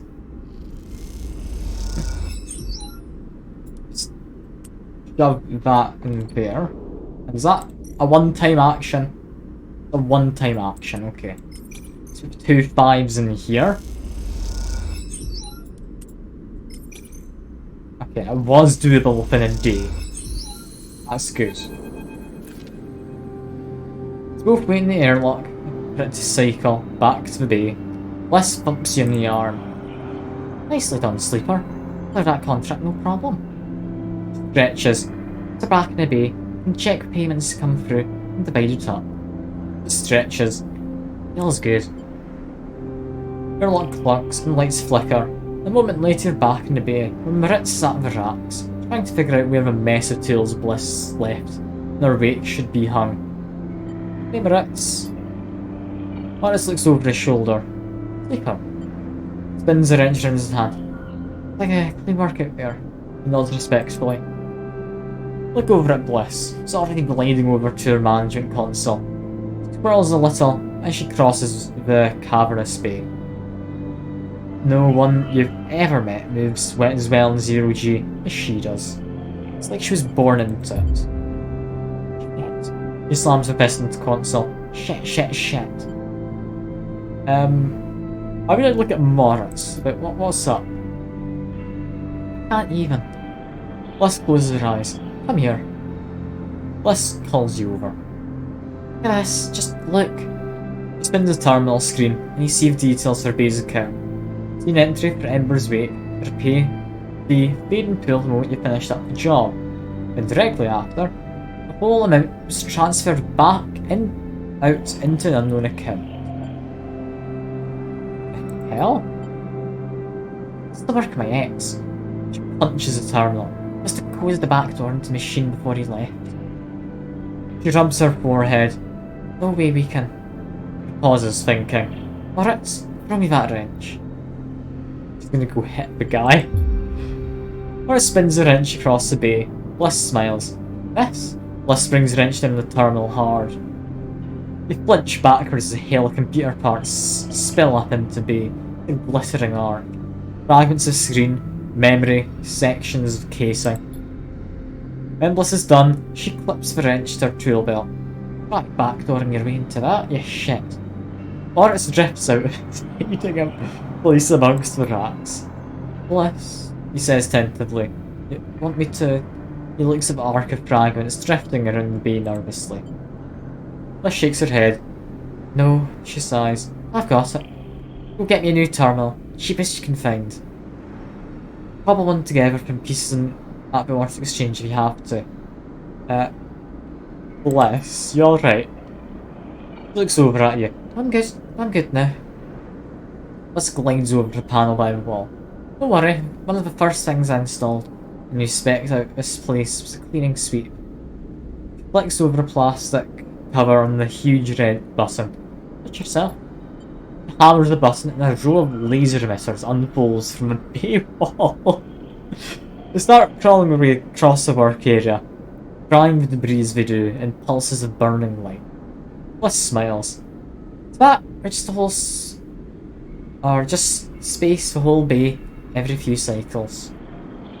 So what now? Bliss sighs. Keep at it. The cleaning sweep buzzes and cracks as its works its way across the bay. That count wasn't everything. Not that stupid.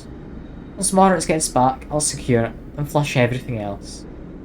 He flicks a piece of debris into half the sweep. Clean break. Then we take another contract. That's it. Shuts off the sweep as it reaches near the end of the bay. You don't want the cryo back? Oh, I want it. It's gone. Could have transferred anywhere. He looks out across the hub. Even if I knew where he was, last thing I want is to ever see him again. Rubs her forehead. I'm sorry, Sleeper. I know you worked hard for us too. Next time, it won't be the same. Smiles. Seen a few cycles. Morris will let you know. He winks and kicks off into the bay to finish cleaning. I would see you in a few cycles, but I appreciate the sentiment in saying that. Well, last thing to do, what I'm gonna do, because I feel like I owe it to them to do a little bit, because I'm gonna go work in the bar again. I'll help it. Hello. Can't remember her name.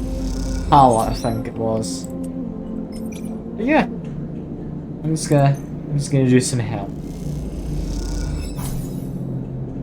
And think that should be it. Beat the cat for the last time. I believe that is us done. There we go. Cat's been fed. We're leaving. I believe that is us done with this game, I'd imagine.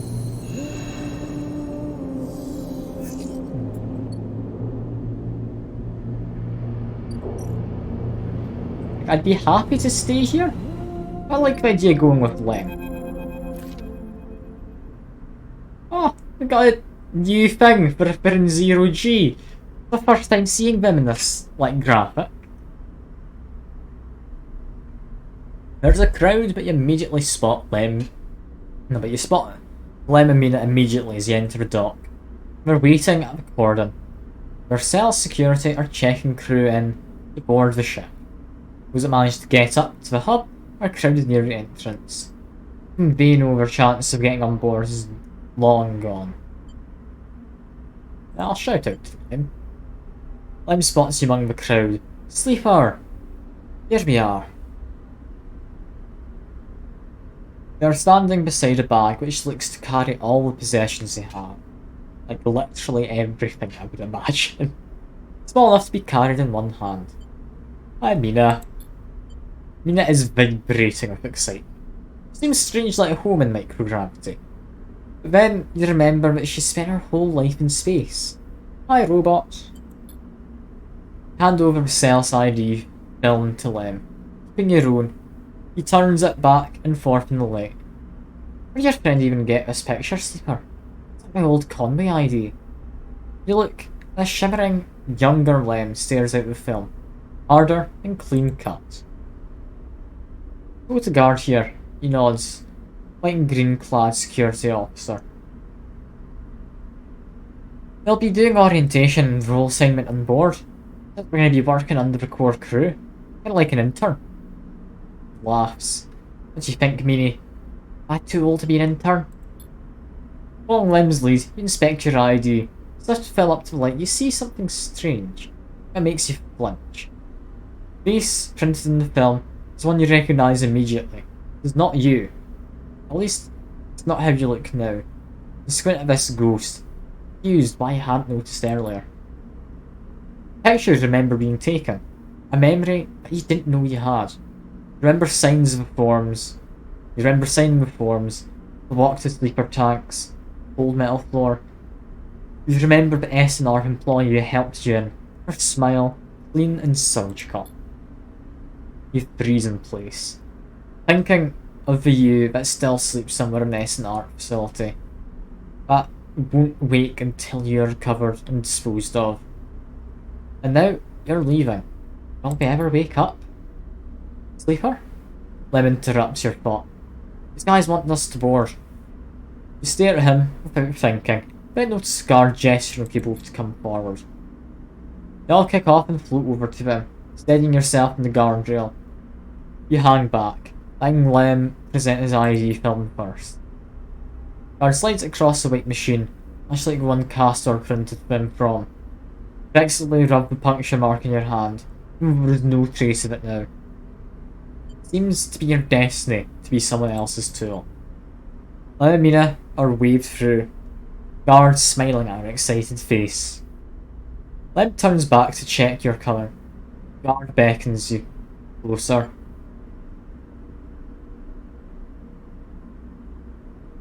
I'm gonna wait a moment.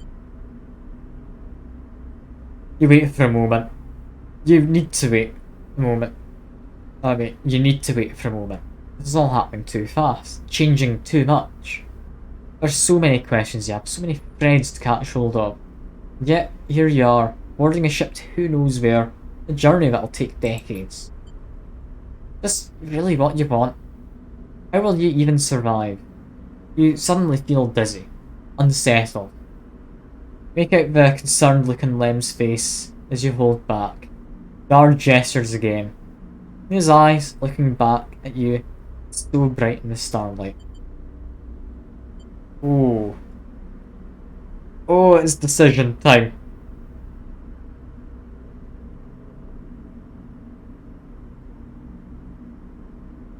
These two are now safe. Castor won't let me get away with it if I don't board. I'm boarding. You shake off your doubts and hand over your ID film. Guard barely looks at it as they pass it through the scanner and wave you through. A new life built from old things. Okay, Lem asks, concerned as you catch up with him.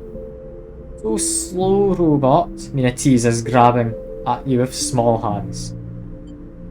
I'm just making sure.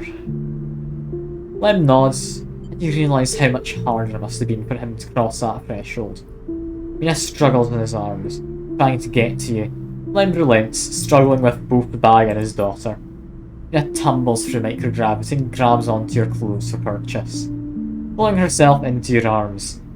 You all proceed up the walkway, the entrance to the docking bridge yawning wide and above you.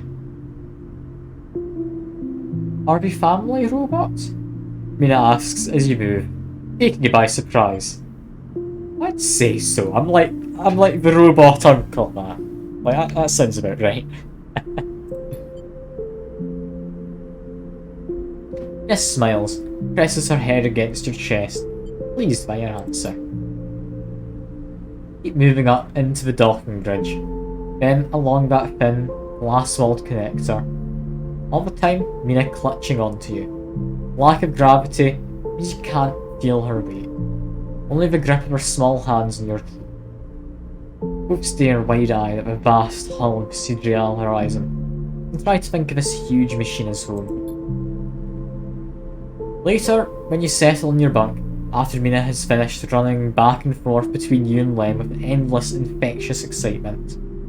Find yourself looking at your ID film once more. Somehow, since the last time you looked at it, the image seems to have changed. It still has a picture of old you, the person that signed up to Abercrombie has just copied and placed into ownership of SNR. But something else has crept into the image. Underlying sense of self-identification. This is also a picture of you, you know. You now, even, not you know. The you that survived the eye, that made friends here, found a way out, that escaped against all odds. Other you might never wake up, might never live again. So be it. They consign you to a doomed life for their own game. Their life is yours now. You will live it better than they ever could. Lie back in your bunk as the thrust of Cedriel's vast engines kick in. This feeling, this rumble, will be your constant companion for the next decades. I'll be there when you work, when you watch Mina grow. You dream of a planet at the end of the journey. I'll stay with you when your body starts to fail, despite the best attempts of Lem and Mina as the years stack up. I'll exceed its safe operating period by a decade. I'll be the thing you wake up to in those rare moments of consciousness, in which Mina will keep you in a frozen state in hope of preserving you until your destination is reached. I'll still be there when Mina makes you, tears in her eyes, telling you of Lem's inevitable death. I'll not relent, despite your desire for a moment of silence. The final thing you hear is Mina shuts down all the most vital of your functions, and hopes, beyond hopes, you'll make it to your final destination, all the while doubting that you will. It's getting hard to read. Okay. For now, in this moment of departure, it's still a new sound, a new feeling. So this is filled with a promise of the future. So you settle back in your bunk and close your eyes. In moments, you're sleeping a perfect, dreamless sleep. Most peaceful that you can ever remember.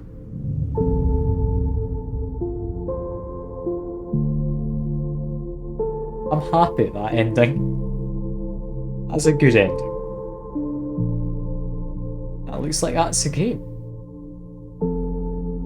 I loved this game. I really did. Like, I'm about in tears after that ending. I did actually struggle. Like, I really did wrap everything up.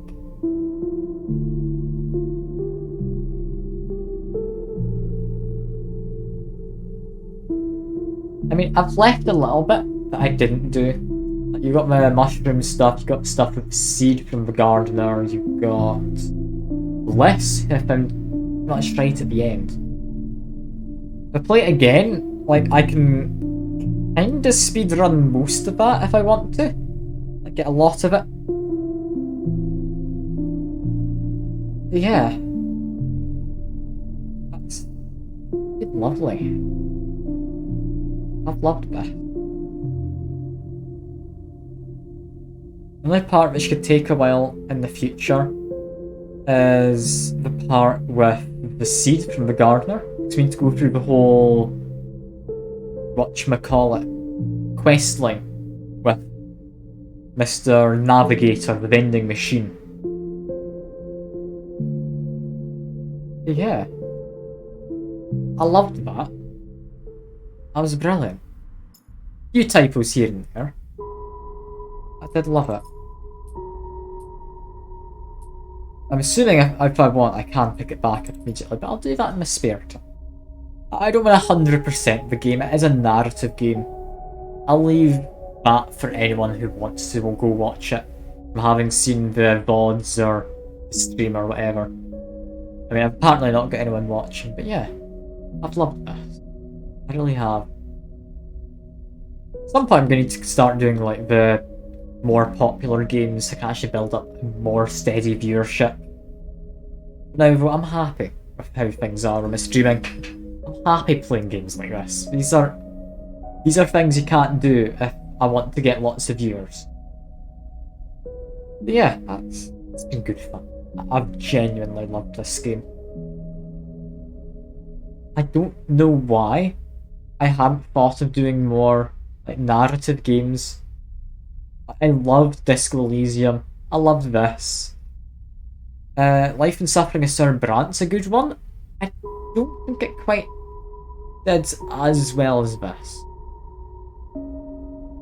But yeah, that's all for now. I do hope anyone who's watched the VOD or anything up to here, and like all of the stuff from like me streaming it or whatever, I hope you've enjoyed. Chances are there's not anyone like lurking to talk to. But yeah, I do hope you've enjoyed if you've made it here.